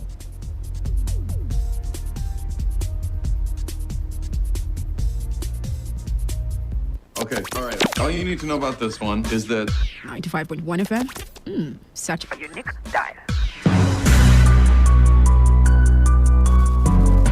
Welcome back. Still your premium talk news and sports station. Today 95.1 FM. Sure, you're having a very wonderful evening wherever you are on your way back from wherever you went to, or just, with your family at home, listening to Today 95.1 FM, or probably with some friends, or just, the comfort of your lounge or your office, wherever you are working, like I'm doing. Hope you're just enjoying yourself. All right. So let's have this conversation. Let's talk about this particular thing. Now, this very word cuts across every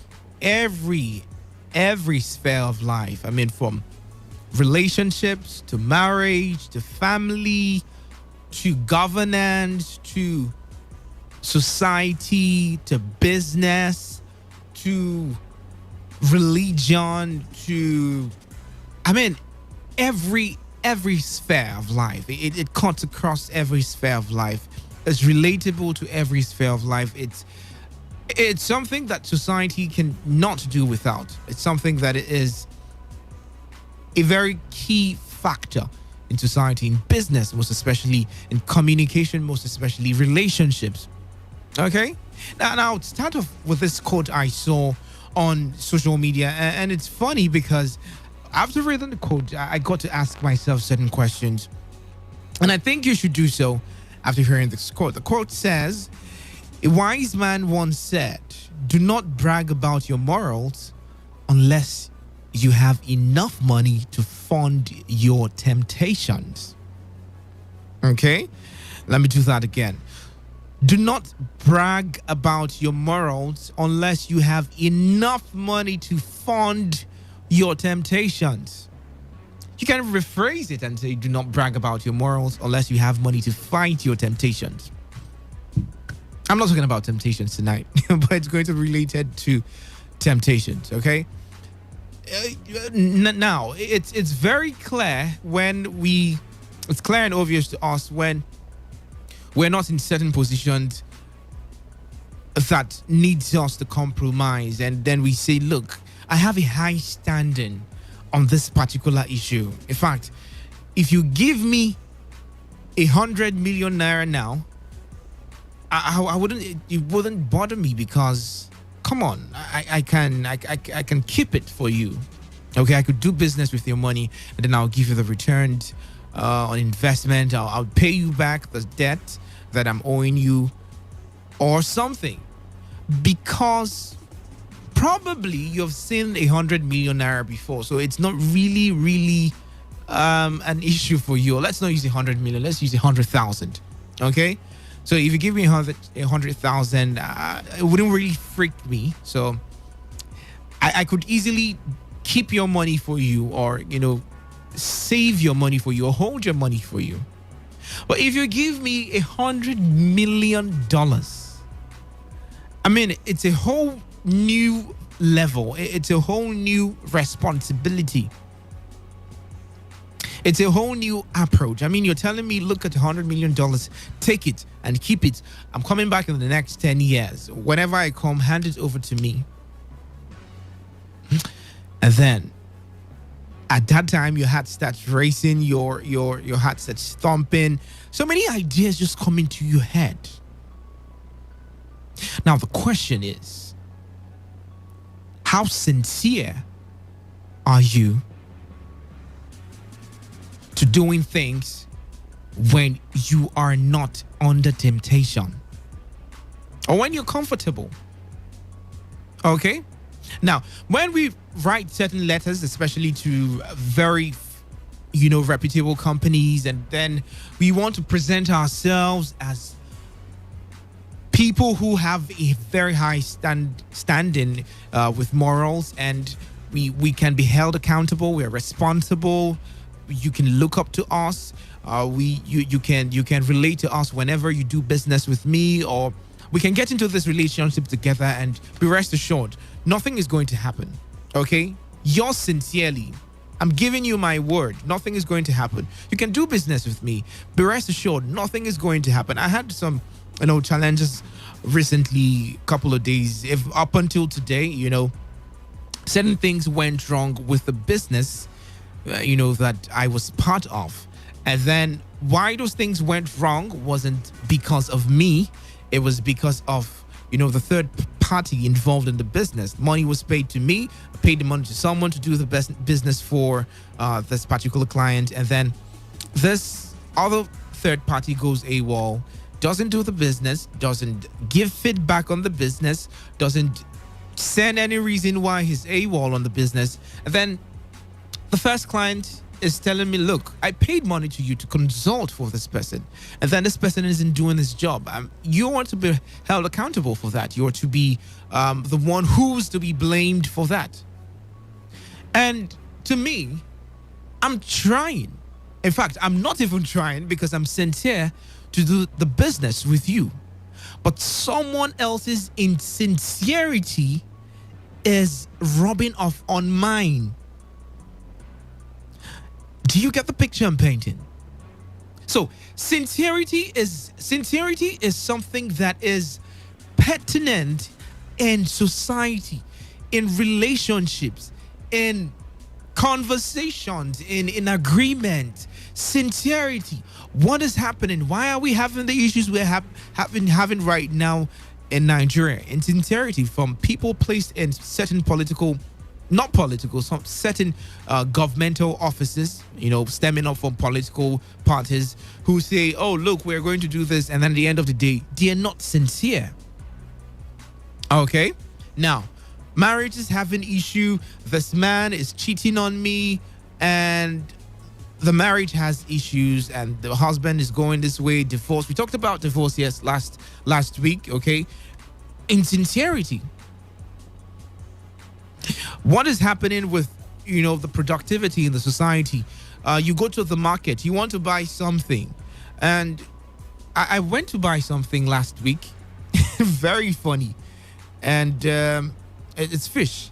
And then I asked the lady how much the price was, and then she told me, look, it's so amount now. And to me, I'm wondering, water didn't go on scarcity. We didn't have a shortage in water supply in the oceans or the rivers or the seas or the ponds. So why is the price of the fish high? Sarcastically in my mind, and I was just thinking. And then I had to talk about it with Wealth, and she said, look, probably the cost of the feeds are so expensive right now. I mean, we looked at the cost of eggs that saw an increase this year. It's about 60 naira, 70 naira, thereabout, different shops. And then you're wondering, why will these things become so expensive? And then you now discover that these prices have been inflated. Probably because of genuine reasons or ingenuine reasons. But let's focus on the ingenuine reasons for today's conversation. Somebody somewhere who is insincere might just decide to hike the prices of feeds. And then it becomes a ripple effect. The prices of transportation increases. The prices of, the retailers and the wholesalers and whoever buys these things in bulk, and they decide to add their own amount. And at the end of the day, someone is suffering for what one person decides to lie about or be insincere about. So insincerity has a way of just crippling everything from society to relationship, family, business. It has everything to cripple. Insincerity.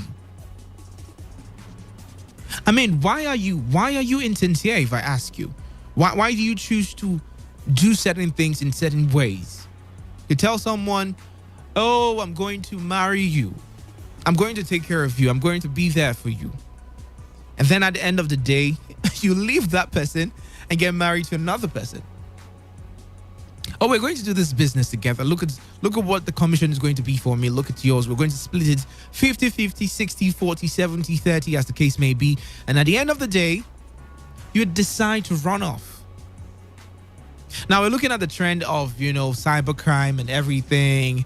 Let me tell you, I was telling someone these things. I'm like, it's not that people don't want to do these things. I mean, it looks good. Money looks good when you can command a certain amount of money. You're respected in your family. You have a very nice car. You can, travel to where you want to travel to. You live in a very comfortable apartment. It looks good. It looks interesting. But why some of us choose not to be part of that kind of ideology is because you're giving someone your word. You're promising someone something in return for what you're having. Okay? Now, you promise someone, I'm going to marry you, and the person says, okay, I believe you, and the person sends you money, and then whatever means, they go about doing what they do. I don't really want to talk about that. And at the end of the day, that person just doesn't discover that you were lying about, getting into a relationship with them. You actually stole from them in sincerity. So it leads to crime. It's a major catalyst for crime, a major catalyst for breakups in relationships. It's a major catalyst for what have you, the illegalities in society. But the question is, in as much as this is a huge deal, it's a cancer that has eaten deep into the fabric of society from time past. It didn't just start now. It didn't just start in this generation, or it didn't just start in the generation before this generation. It's been there time past, long ago. Some people actually said, look, the foundation of Nigeria was built on insincere motives because some people were not meant to do some certain things. Some people were not meant to, have some certain rights and privileges. And at the end of the day, it's affecting the Nigerian economy is affecting Nigerians and, different ideologies like that. So, if this is so glaring, so obvious, so outstanding, why do we choose to continue to be insincere? Why do we choose to be insincere? Now, I'm going to tell you about someone who we're celebrating right now, and everybody feels like she's representing Nigeria. She's the best thing that has happened to Nigeria. She's the biggest export at the time from Nigeria. Just recently the WTO members made history on the 15th of February when the General Council agreed by consensus to select Ngozi Okonjo-Iweala of Nigeria as, the organization's 7th Director General, and it was a very huge deal for us. Everybody was talking about it. The president was congratulating her. Nigerians in the diaspora were congratulating. Everybody was shouting and saying, oh, look, this woman has been doing things for Nigeria. She deserves this position.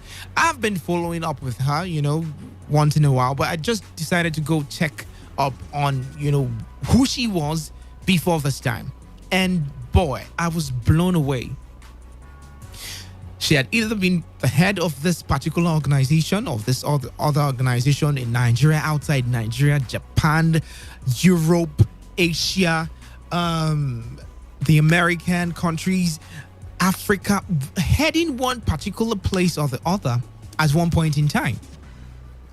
And in every of these positions, there has been a testimony that this woman has been consistent. Humanly speaking, errors are meant to be made. But, the trait of sincerity has taken her through this journey. I mean, we saw people who actually rose like that to certain extents. We even saw this young man, the Invictus guy, who was celebrated. Forbes. You know what it meant to be on Forbes magazine. Billionaires under 30. Celebrated across the world, across Africa. People were looking at him, demifying him, looking at him and saying, look, this man has done so much. Group of companies, a conglomerate that has, real estate, agriculture, oil and gas, obvious clean businesses. And at the end of the day, this same man, while we were celebrating Gosin Kojo, we realized he backed 10 years in prison because of insincerity. So, I would want to ask some very, very dicey questions, and I'll give you the opportunity to be part of this conversation. Let's juxtapose these two people. One was sincere, one wasn't. And we are in a time where most people feel that being honest is scary. They're scared of how people would judge them in the process of doing so. You pick up money on the floor, you get into a taxi, someone forgets a huge amount of money, and then you take up the money. And your family is telling you, look, this money is a blessing from God. Don't take it to that person. Keep it at home. And then you're looking at yourself and saying, look, if I was in that position, I'll return the money. But someone somewhere is telling you, keep this money at home. That person telling you that claims to be sincere or says, look, I'm very transparent. I'm a very sincere person. If I'm doing business with you, I'm doing business with you. My A is my A, my B is my B. But that same person will encourage you not to return that money.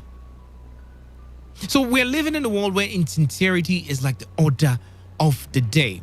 Let me ask you some very tricky questions, okay? I'll need you to be part of this conversation. Very tricky question. The big one is, how sincere are you? If you had to rate yourself, how sincere are you from 1 to 10? If you had to rate yourself, like 1% to 10%, with 1 being the lowest and 10 being the highest, how sincere are you? And then I'll need you to also tell me how you deal with insincere people. Okay? Do you just allow it slide? Do you talk to it about them? Do you tell them, look, this is what it is. This is how I deal with. This is how I deal what I deal with. This is how I do my business. This is how I want my business to be. And if you're not sincere, I will do some certain things. There are certain measures I would take. How do you deal with insincere people? Because I know in your journey in life, you've come across different people. People who have lied to you, people who have told you things, people who have promised you things, and at the end of the day, you never got to see those things they told you. So how do you deal with insincere people? And the third one it's a very funny question, but we're just going to use it to spice up the conversation. Can you trade your sincerity for $1 million? That's the huge one. I think to some people that's supposed to be the big question. Can you trade it for $1 million? If someone tells you in this scenario, or in this depiction, or with what is playing now in this event of happenings of things, be sincere or take $1 million home, which would you pick? $1 million is about 480 million naira or 500 million naira, thereabout, But if there was an event that needed you to be sincere or to walk away with $1 million, which would you pick? Okay, well, on a scale of 1 to 10, how sincere are you? How do you deal with insincerity in people? And if you were to be given the option of picking between being sincere in an event, like a detailed narration of something happened and they told you, what is this? Is this the truth or the lie? Say it. Or walk away with $1 million.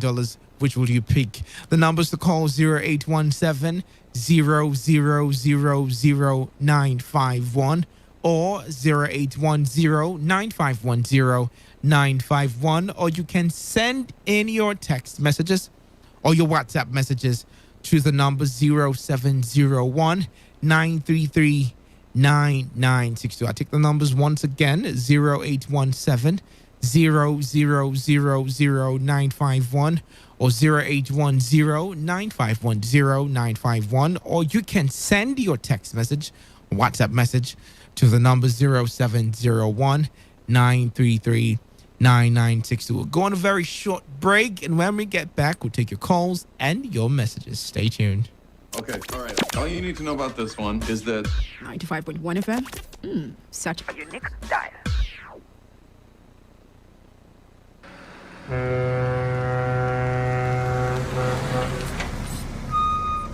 Officer, take. Officer, give me number. No time. Ma, they match am. They go. What? You bribing the officer of the law? You under arrest.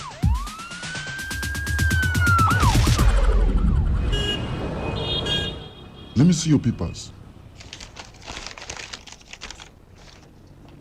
You can go. They're in order. Drive safe, okay?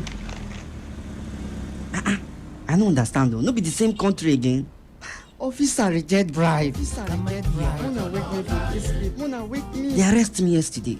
That yesterday, I go do my papers. See as I pass now. I pass without fear.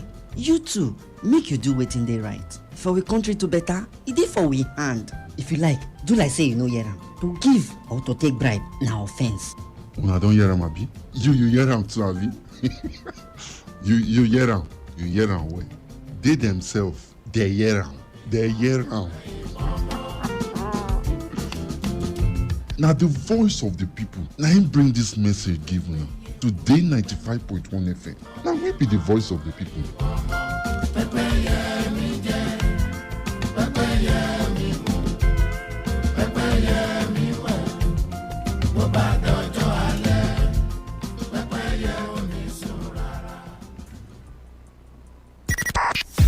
95.1 FM, voice of the people. And we're back.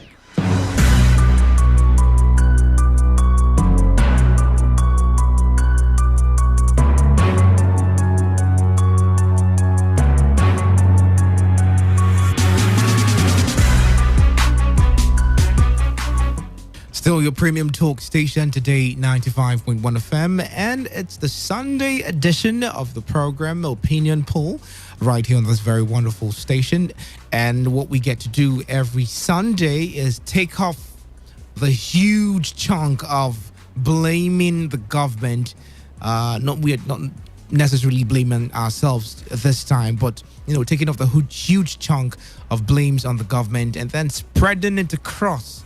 Let's see how we ourselves contribute to certain issues in the society, and then we tend to overlook it, or we tend not to see it as issues when it comes from us, when it stems from us, and we blame it on the government. But right now we want to reevaluate, look inside, look through ourselves, and then find out if we are the ones responsible for this certain issues. Okay, the numbers to call 0817 0000951 or 0810 951 0951, or you can send in your text messages or your WhatsApp messages to the number 0701 933 9962.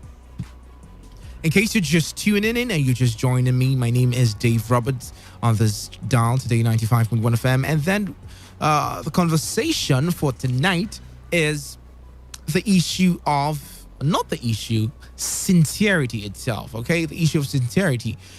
How sincere are you? When you want to point your fingers to the governor and say, look, you promised us to give us this particular thing this year, or you promised to do this kind of thing for us this year. You look at that political office holder and you say, look, you're not sincere enough. You told us during your manifest, or you said with your manifesto that you were going to do certain things and that you were going to change this thing. When you were swearing your swearing in oath, you said you were going to do these things. And at the end of the day, it doesn't work. But you that believes that the governor is lying, you would give your child a reason to believe you. You tell your child, look, I'll do this for you.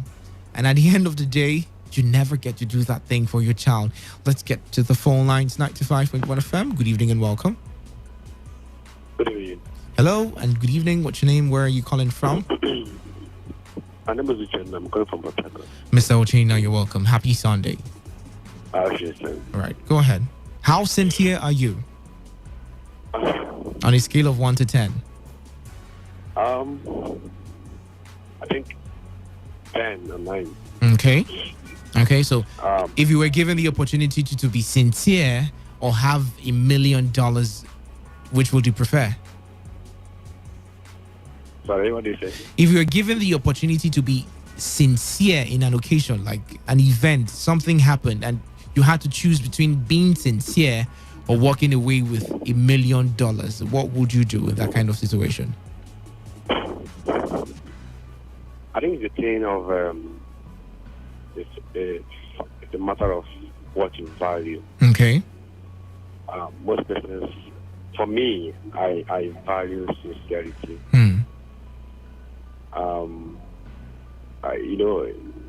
You need to weigh some certain factors when you want to do some things. You need to weigh what you value and what you want to get. And depends on where you place your priority on. Yeah. For me, I've seen a lot of things that ordinarily I would have taken that I have opportunity to take. Okay. Because it's available to me, and because of the value I have, I think it boils down to, first and foremost, what I say, the fear of God. Okay. I like the major factor, because most cases, what the opportunity that comes, nobody might be there for you to decide what you should do. All right. There's an opportunity for you to do anything you want to do. And if you don't have that fear of God, definitely you're going to do some unselfish or selfish stuff. Okay. Like, or insincerity stuff. So for me, everybody might choose what he wants to do, depending on the value he places on. Okay. On it. For me, that depending on what is priority to you. Yeah, the priority. Okay. So for me, I value sincerity. All right. I value. I have so much value for God that in most cases, when I want to do something, I think first what will be his reactions and all of that. So for me, that is okay. the point. All right. So giving me that, to have the opportunity to have that sum of money and give it sincere, I think I will have to choose sincerity. Wow. Definitely, even if I'm not going to have it, I'm going to live a better life. Okay. And not just for me, and for those who are around me. Yeah, so a clear conscience is what you want to live with. Exactly. All right. Thank you very much. Thank you very much, Mr. Uche. 0817-0000951 or 0810-951-0951. Or you can send in your text messages or your WhatsApp messages to the number 0701-933-9962. Yet again, a school of thought to bring up the argument and tell you, look, for people who have been sincere, I mean, look at civil servants working steadily, which, of course, some people still have their own reservations that some civil servants aren't sincere enough. But, working, serving the government, serving society for a number of years. And at the end of their service, they're just treated as people who didn't even impute anything into society at all. Someone just comes, walks up to them and gives them their gratuity, delays their gratuity, and life isn't the same anymore after you've given your input to the society. But look at these people who have cut corners short, just from one position to the other and without being sincere. They have been able to secure for themselves, to some extent, a reasonable amount of money that would, safeguard them from any financial issue or trouble, health-wise, family-wise, they've been able to protect themselves and their lineage. You know, getting money for themselves, getting money for the children from insincere means. So someone will tell you, with all my years of being sincere, how much has he paid me? And look at this person who is insincere. Look at this young boy that is driving this car now who is insincere. He has money. And then life itself will present some challenges that would make it look like insincerity is like the best option. Okay? Have you ever been in a position where you need to get money and then the person you need to get money from is an insincere person who deals, on insincere business, and then you need money and the only option is from that G-boy or from that cyber crime fraud star, and you need money from that person. So in itself, it swings, the pendulum swings, on both sides. Like, to some extent, some people feel like insincerity itself pays more than sincerity. But I'd like to know what you think, okay? 0817 0000951 or 0810-951-0951, or you can send in your text message or your WhatsApp message to the number 0701-933-9962. I'll do some text messages right now, but I'll need you to call in and be part of the conversation. I would like to know what you think, okay? How sincere are you? If you were to rate yourself from 1 to 10, what would you rate yourself? And then how do you treat insincere people? Okay? There is this popular saying in Pidgin, Koniman die, Koniman bury am. If you're this kind of person who is insincere and people know you for that kind of way, definitely people will treat you in that kind of way. So probably the reason why you're getting treated rather in an insincere way might just be because you're insincere. All right, well, let's just do some text messages. This one says okay.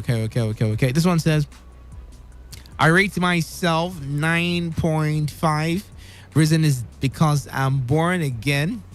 I'm a born again Christian, and my allegiance is to God, to whom I will make account for my life. Fear of God, I think that's what you wanted to say, is the highest value. But yet again, I'll tell you that some people who claim to fear God, okay, some people who claim to be really, really close to God spiritually, people who are not so sincere, I'm sorry to say.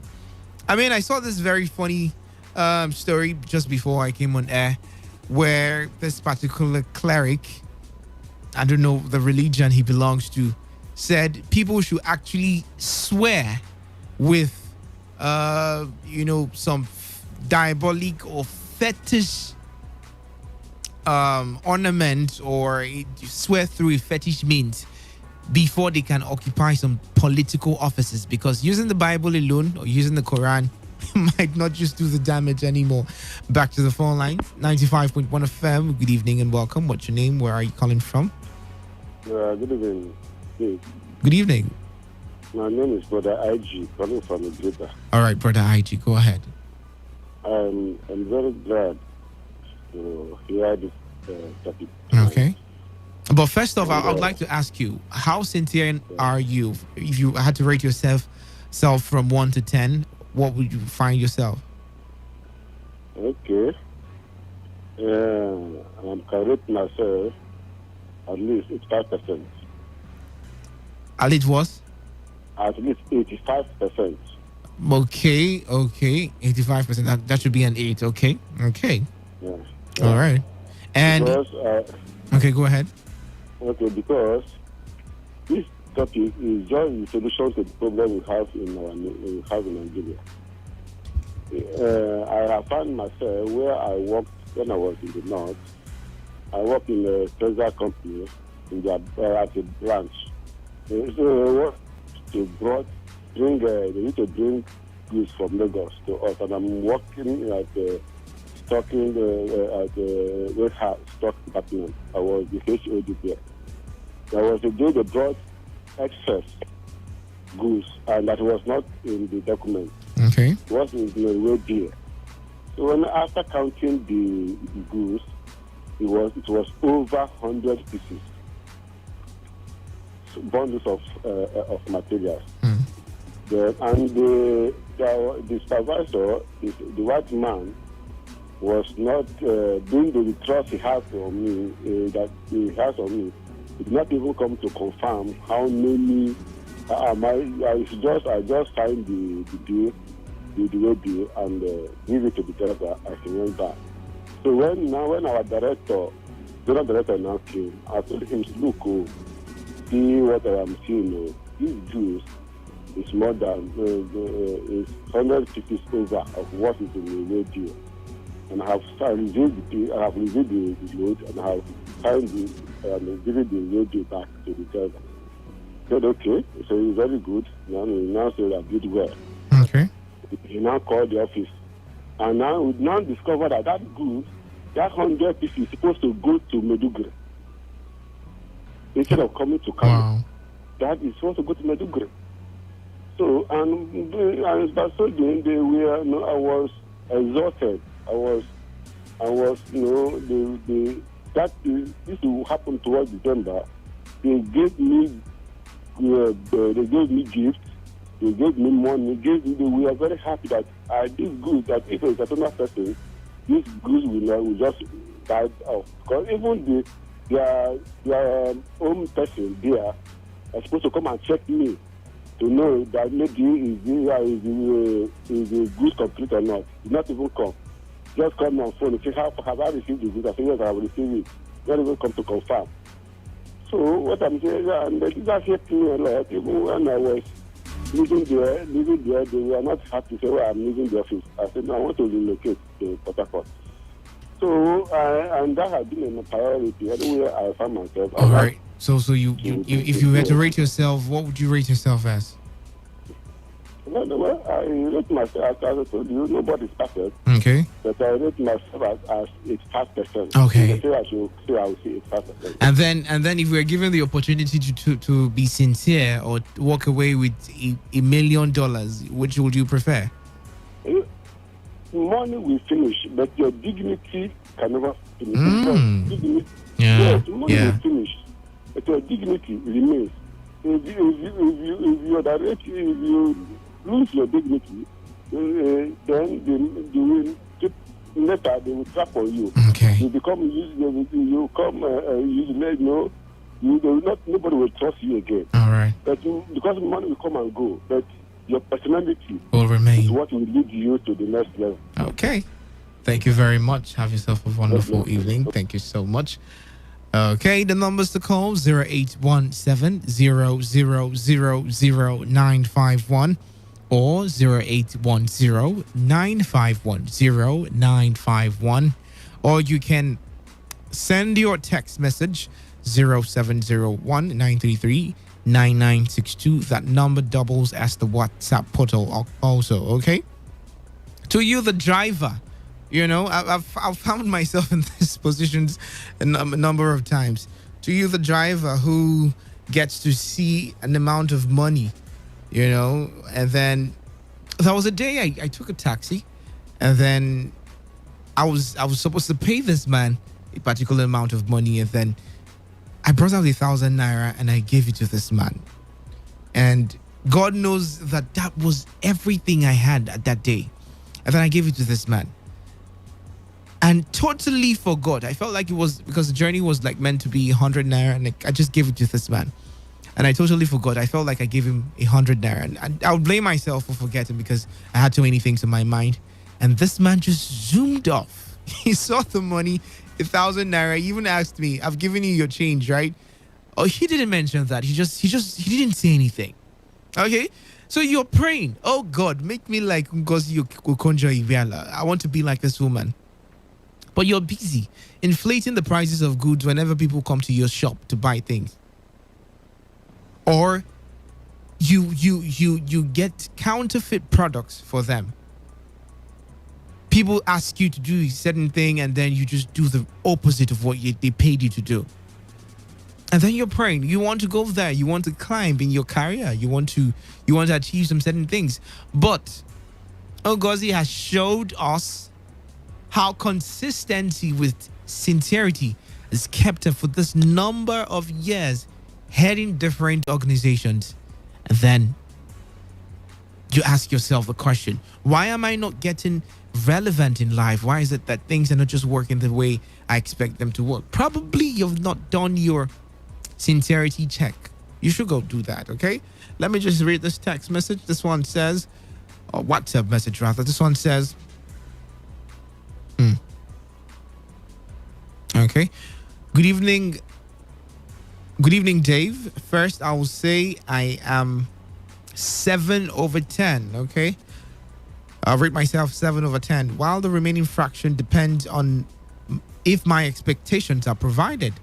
But if my expectations are not provided, I may be forced to drop down to a lower 3/10. So in treating an insincere person, ask yourself whether you first treated the person well. Okay. This is coming in from the distinguished senator. I put you there, representing Ahoda. He is federal constituency. Very wonderful name. So on it varies for you. If you're really, really excited and you expect some things to work for you, it might be a 7. But if you don't get your results, it might drop to a 3. Okay, Senator. Thank you very much. Now we know who would represent us, represent Nigeria very well. This one says, God bless you, Dave. Nigerians like to demonize our political leaders. I think that in itself is a sign of irresponsibility, because that is what they have and they are a reflection of us. Okay, before I finish reading this text, let's just take the phone lines. 95.1 FM, good evening and welcome. What's your name? Where are you calling from? Yes, good evening. My name is Chimbroma. Chibrama, happy Sunday. You're welcome. Thank you very much. Happy Sunday to you. All right. Thank you very much. Go ahead. Yes, this sincerity stuff, sometimes it has impoverished us. Not even sometimes. Most people who are poor because they are sincere. Okay. No. Yes. Oh. Because they're sincere. Yes. In most government agencies, if you are sincere, they will post you to where you will not see even transport to go back to your village. Because you are sincere. They will post to transfer you to where, in fact, it takes the grace of God for you to survive. It's open in our society today. If you are sincere in most places, you are tagged an enemy. Yes, that's true. Sometimes they will kill you, sir. That's true. Yes. I have seen some places like that, both in companies and some places. If you are sincere, they may kill you to clear you, and then they'll have their way. So why are those people? Why are those people who maybe in management who are insincere complaining about how things are done in the society, how government is not treating us right, why things are not going the way they're expecting them to go? Meanwhile, in your small constituency, you're the chief insincere person there. That is why I will always tell you that Nigeria is destroyed beyond repair. Because every sector, everywhere is rotten. Everywhere is rotten. Everywhere. All right, let's not talk about Nigeria for now. Personally, for you, if you were to rate yourself, you're laughing already. If you had to rate yourself, from 1 to 10, how sincere you are, what would the percentage be? Because I am sincere, a lot of babes have left me now. Okay. You know, if you are sincere to babes, they will run away. Oh, that's how sincere you can be. Tell a woman the naked truth that you don't how your life is. Oh my you God. Call her again, she will bounce your call. I'm telling you. So, so that is the issue. So you can rate yourself like a 7 or a 9 or a 10. The only thing that will make me not to be sincere is when it will endanger somebody or when it will end up, saving someone. Okay. It's just like what the wise men did when Herod said they should return words to him if they have found the child. Yeah. So I wouldn't be sincere in such a situation. That is the only area, because I know it will end up saving someone. Apart from that, I am 100% sincere. So if you had the opportunity to pick between being sincere and $1 million, you go for being sincere in that kind of situation? From my conversation, you should know now. Gee, bro, okay. All right, thank you very much. Okay, have a very wonderful night. I mean, who doesn't want? It's $1 million, though, up for grabs. Just choose not to be sincere, and then take $1 million home, and then they're dropping the money on the table for you. Man, I mean, even me that is talking about sincerity would have to think twice. This is me being sincere, okay, to show you how sincere I am, but so many people have rethinks. I mean, why not just see this lie, or why not just tweak these numbers and then have $1 million? Or why not just save someone, like he pointed out? In certain cases, man, this is really dicey, because some people will call it wisdom. Okay, you just use wisdom and do some things, but you're actually doing the wrong thing. And coming out to be honest means you've openly declared yourself as an enemy of the state. People would hate you. People would not want to affiliate themselves with you, but you're telling the truth. It's now your word against theirs. But that's the way the world goes. 0817-0000951 or 0810-9510-951. I'll just read this text message here. This one says, okay, back to what I was saying, yeah? Good evening, Dave. God bless you. Nigerians like to demonize our political leaders, and I think that in itself is a sign of irresponsibility, because that is what they are, and it's a reflection of us. I don't know how the poor people can be innocent just because they have no opportunity for test and, their leadership. Just because they are government, we must own up. Sometimes I think you guys in the media don't help their ignorance. You simply allude and reiterate their stereotype. I am not perfect, though, but I learn to accommodate people.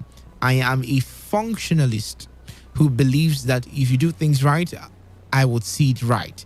I try to look within for whatever I desire, and I have peace. I can rate myself, though, but I'll prefer someone to rate me. My name is AKV. Thank you very much. And he says, Dave, I disagree with people who say sincere people become poor, or being a good person makes you a victim.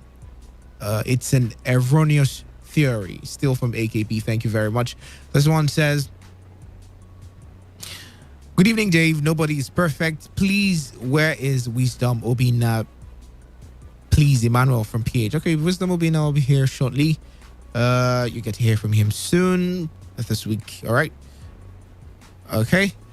That's for that on WhatsApp. Do well to call me. I still have some minutes on my hands before I leave the studio tonight. 0817-0000951 or 0810-9510-951. 95.1 FM. Good evening and welcome. What's your name? Where are you calling from?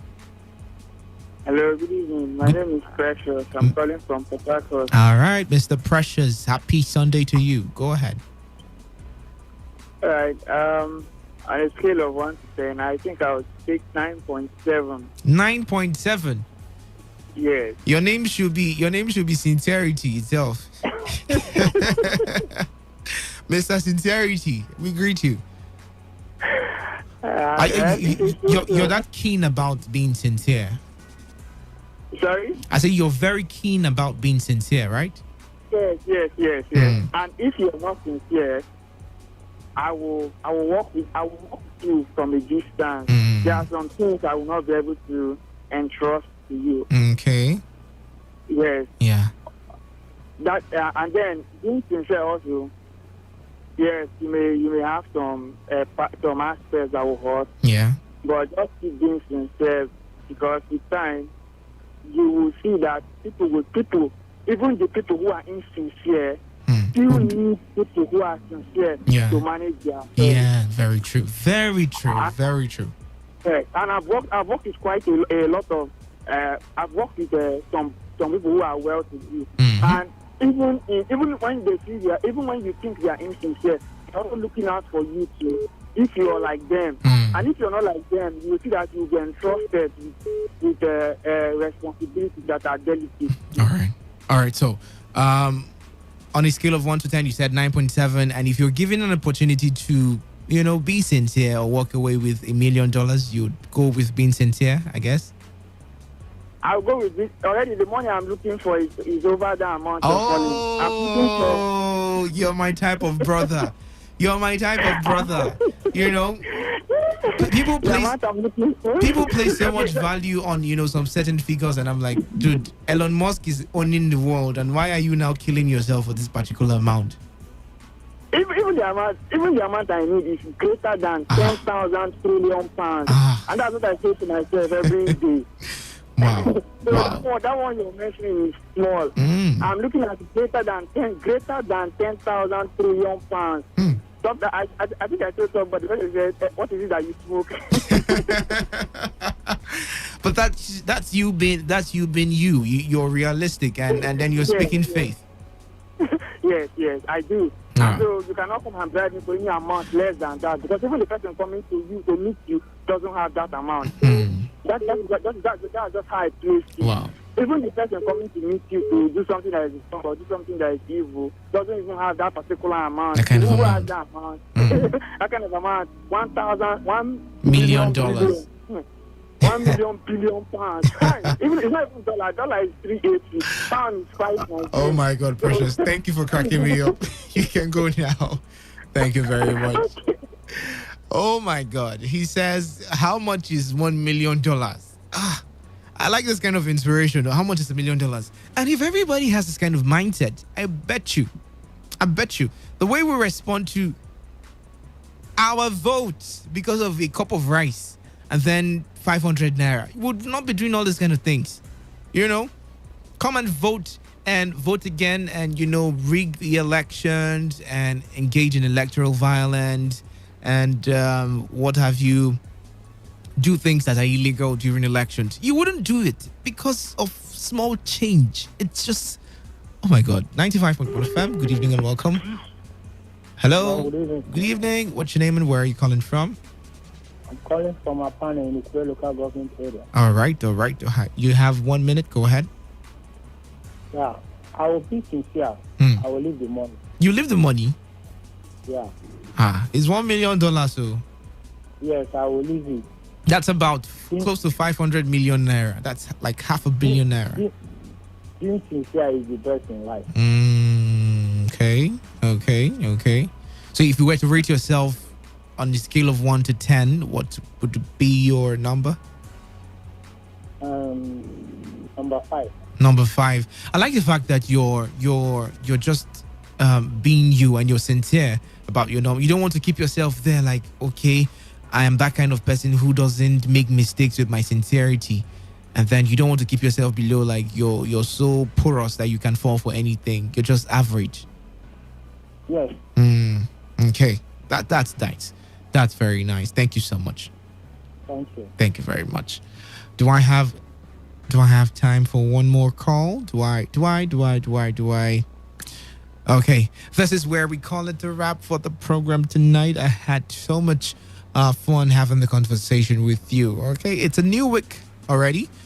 Tomorrow it's going to be the first working day of the week. Be sincere. Okay, let your yes be your yes. Let your no be your no. Try as much as possible to reduce the bulk of the work. I mean, if the federal government and the state government and the local government is trying to mitigate or ameliorate the conditions of Nigerians through mitigating it with, certain issues of crime and criminality, try not to complicate the whole issue. Be sincere. It doesn't take anything away from you. You rather have, a legacy to your name. Think about that, okay? That's the word I'll leave you with. Leave a legacy to your name. Be sincere. Learn from Ngozi Okonjo-Iweala. and try as much as possible to make a difference with your life and in this generation. My name is Dave Roberts. Do well to follow me on socials. Dave Melford Roberts on Instagram, on Facebook, on Twitter. Just search for me and then you'll find me, okay? Have yourself a very wonderful evening. We'll do this again next week on this very wonderful Today 95.1 FM, your premium talk station. Coming up right now is the World News. Every day, every hour, when the big stories break, depend on our 24-hour news team to bring you the latest. Today, 95.1 FM. Whether it's happening in Port Harcourt, South, Nigeria, or around the world, we've got you covered. On air, online, delivering balanced news and unbiased analysis. Today, 95.1 FM. This is Today, 95.1 FM, Port Harcourt. News.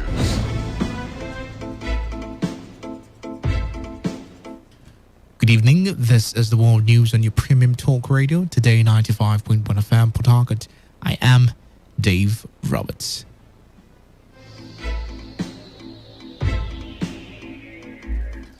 And the headlines: River State Command of NDLEA uncovers a warehouse of illicit drugs in Port Harcourt. 7 people die in air crash involving military aircraft in Abuja. Serap calls for probe into alleged corruption in UBEC and suburbs. And on the foreign scene, World Health Organization urges Tanzania to start reporting COVID-19 cases. Now, the details.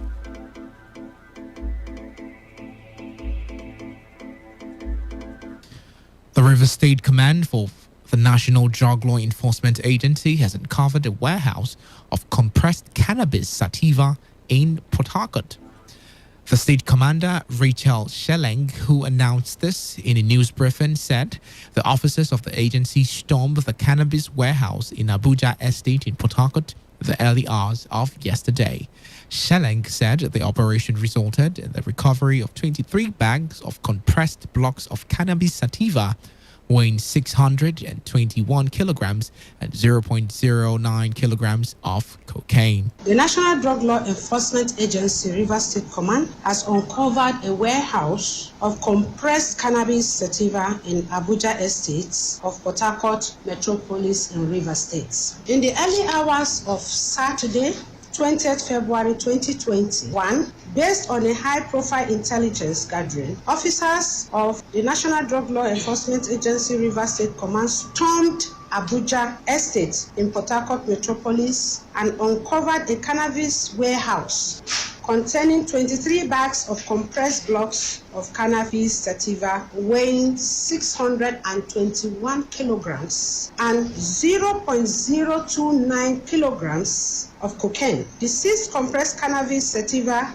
has been estimated to have a street value of over 17 million naira. The NDLEA commander also disclosed that 3 male suspects have been arrested in connection with the seizure. 3 male suspects were apprehended in connection with the seizures and were taken to the command headquarters for further investigation. Both Abuja Estate and slaughter areas of Port Harcourt has been identified as very notorious spots for illicit drug peddling. Therefore, the agency will stop at nothing to ensure that those black spots, and indeed the entire River State, will be sanitized of illicit drug menace. The general public is hereby enjoined to avail the agency with actionable intelligence that will lead to sanitizing the state of illicit trade. Members of Job Vigilante Group have been reacting to an attack on their member, identified as Chief Isaac Ohaku by the councillor representing Ward 17 in Port Harcourt City local government area of the state, who is Chigozie Walker. The commander of the Job Vigilante, Prince Amatari, in a statement called on the police to ensure adequate investigation and prosecution of those behind the attack. Amatari declared that Chief Ohaku is not just a member of the Job Vigilante Security Service, but also one of the pioneering patrons of the security outfit. The vigilante leader further expressed belief that the narrative about crime and criminality can be changed if the security agencies can stand against political influence and act accordingly. The statement encouraged the Rivers State Police Command to bring to book those involved in the attack of their member, which it said will serve as a deterrent to others.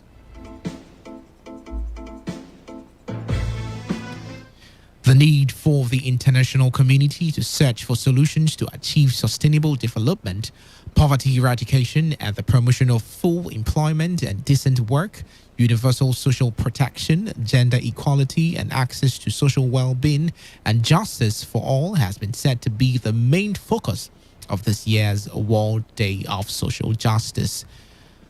For workers in Nigeria and Rivers State, the regularity of work and income, the rights to fair working conditions, social protection, and adequate standard of living, skills utilization, and the right to form or join trade unions are the major factors mitigating social justice.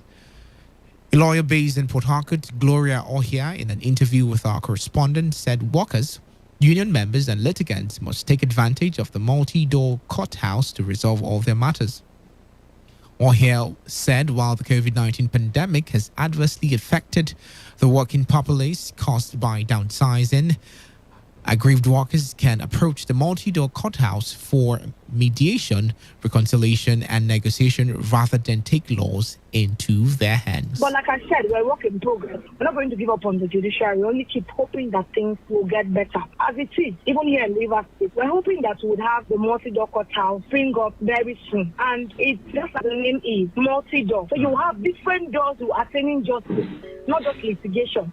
Litigation seems to be the primary source. We have arbitration. It's been there, and then for some, it's not affordable. But mediation is one thing that people can do. There are a whole lot of ways, conciliation, negotiation, all things will become formal once the multi-door courthouse is up there. We have it running in Abuja, in Asaba, and a few other states around. But that's for Rivers State. Hopefully, by the middle of this year, we're hoping that the last level year would have kicked off. Our correspondent Victor Aziama reports that the theme of the 2021 World Day of Social Justice is a call for social justice in the digital economy, and it is aimed at fostering dialogue with member states and relevant UN institutions and other stakeholders on actions needed to overcome the digital divide, provide decent work opportunities, and protect labor and human rights in the modern era of digital technologies.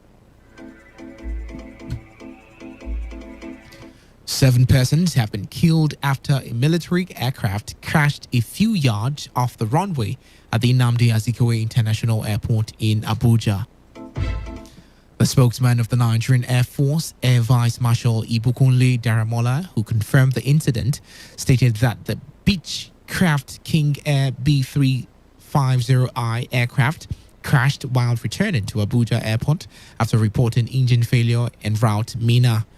According to the NAF spokesman, the Chief of Air Staff, Air Vice Marshal Oladayo Amoa, has ordered an immediate investigation into the accident, while urging the general public to remain calm and await the outcome of the investigation. The CAS, on behalf of all Nigerian Air Force personnel, commiserated with the families of the deceased. In the meantime, an eyewitness has narrated how the aircraft crashed. I witnessed it. Look at it. Look, see my house up there. I saw the pilot. The pilot was struggling. He was struggling. He was coming from this side. I thought he just take off from airport. I think as he was coming, he just drove down. He tried to come up again. In fact, it's a merciful pilot. I saw it as he was going down. He struggled to go back to the airport. At the end of the day, just crashed down. I saw it when the plane explodes. In fact, it's very painful. Because when the plane just lands, bang, I just hear bang. Once I hear bang, when I hear bang, I just see the thing just explode with fire and smoke together. In fact, I cannot go there. It was later I went there. When I get there, I saw those dead bodies on the ground. In fact, I was just crying because that pilot is a merciful pilot. Because he was coming right from here. He drove down, he was struggling. In fact, it's a merciful pilot. When I got there, nobody survived. President Muhammadu Buhari has mourned with the victims of the military plane crash, saying the safety of the Nigerian airspace remains a key priority of the government. In a statement issued by the presidential spokesman, Femi Adesina, President Buhari extended his heartfelt condolences to the family members, friends, and colleagues of those who died as a result of the tragedy. According to the statement, President Buhari said he is joining the Nigerian Air Force, the military, and other Nigerians in mourning the unfortunate loss of the dedicated and courageous personnel who died in the line of duty. He explained that investigations into the cause of the crash were ongoing. In the meantime, the Nigerian Civil Aviation Authority has lifted the ban placed on Boeing 737 MAX aircraft in the Nigerian airspace. The ban was announced by the Minister of Aviation, Hadi Sirika, following the crash of the two Boeing 737 MAX aircraft, Lion Air Flight 610 and Ethiopian Airlines Flight 320, which occurred minutes after takeoff. In a statement signed by its Director General, Captain Musa Nuhu, the NCAA revealed that the lifting of the ban followed a review of the safety system of Boeing 737 MAX done by the International Aviation Authorities. Nuhu said the NCAA will continue to ensure strict compliance to safety regulations as violations will be viewed seriously. According to the statement, the lifting of the ban took effect on February 12th, 2021. You are listening to the World News on Today 95.1 FM, Voice of the People. After the break, more news, foreign and sports stories. Stay tuned.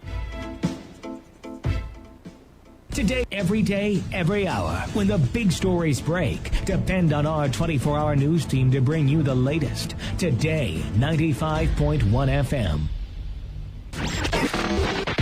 This is Today, 95.1 FM, Port Harcourt. News. Welcome back. This is still the World News on Today 95.1 FM, Port Harcourt, Voice of the People. The time is 11 minutes gone past the hour of 10.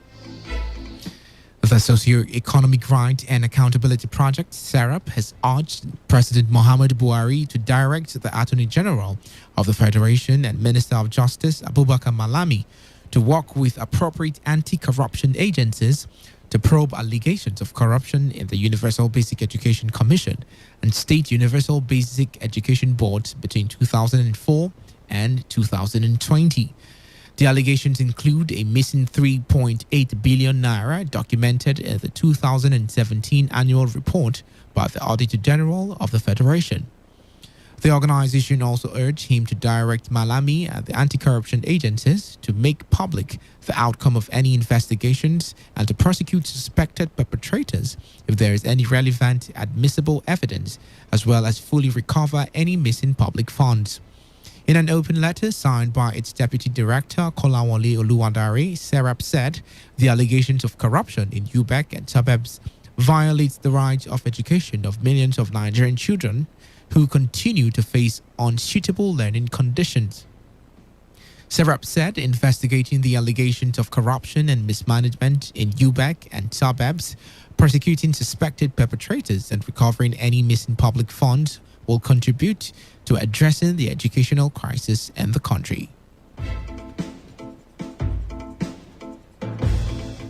Operatives of the Imo State Police Command have arrested a former governor of the state, Rochas Okorocha, after he unsealed Spring Palm Estate linked to his wife Nkechi. Also arrested were Ijoma Ogbonoasi and Lasprey Okafo Ayawu. The ex-governor had gone to the estate with his supporters, policemen, soldiers, and personnel of the Nigerian Security and Civil Defense Corps and ordered the unsealing of the estate.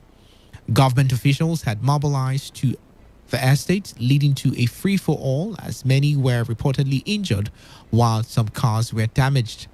The Commissioner for Information and Strategy, Declan Emelumba, who confirmed Okorocha's arrest, said he will be arraigned tomorrow.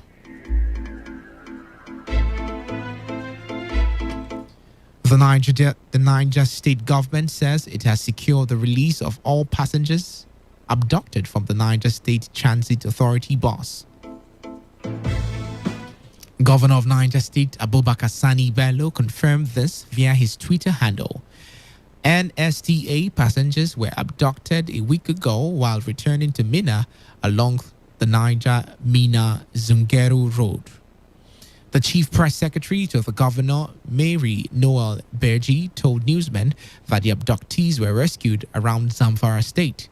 She, however, did not give details on how the government secured their release. And on the foreign scene, the World Health Organization has urged Tanzania to start reporting coronavirus cases and share its data. Tanzania is now one of the few countries in the world not to publish data on COVID-19 cases. It last did so in May 2020 when about 500 cases and 20 deaths were recorded. The following month, President John Magufuli declared Tanzania coronavirus-free. But concern is growing about the possibility of a hidden epidemic. The WHO plea comes after a spate of death of government officials. Huge crowds have turned out in Myanmar's capital, Naypyidaw, for the funeral of the young woman killed in protest against military coup. Mia Kiang was shot in the head just before her 20th birthday. Thousands lined in the street to honor her, some making the three-fingered salute used by demonstrators. The military overthrew the elected government earlier this month. Promises to hold early elections have failed to satisfy protesters who are seeking the release of their elected leader, Aung San Suu Kyi, and other members of the National League for Democracy Party. The military alleged that the NLDS landslide election win last year was fraudulent, but would have not provided any proof. In sport, Enyimba has booked a spot in the playoff stage of the CAF Confederation Cup following a 5-4 penalty shootout win against Rivers United. The tie ended 1-1 on aggregate with penalty needed to decide the winner. Rivers United leveled the contest following Fortune Ominiwari's 42nd minute strike. They were, however, unable to add to their advantage despite dominating the game for the long spell. Cyril Olisema missed Enyimba's first kick, but Enyimba recovered to score the next 5 kicks. Kunle Odunlami and Israel Emmanuel missed from the spot for Rivers State.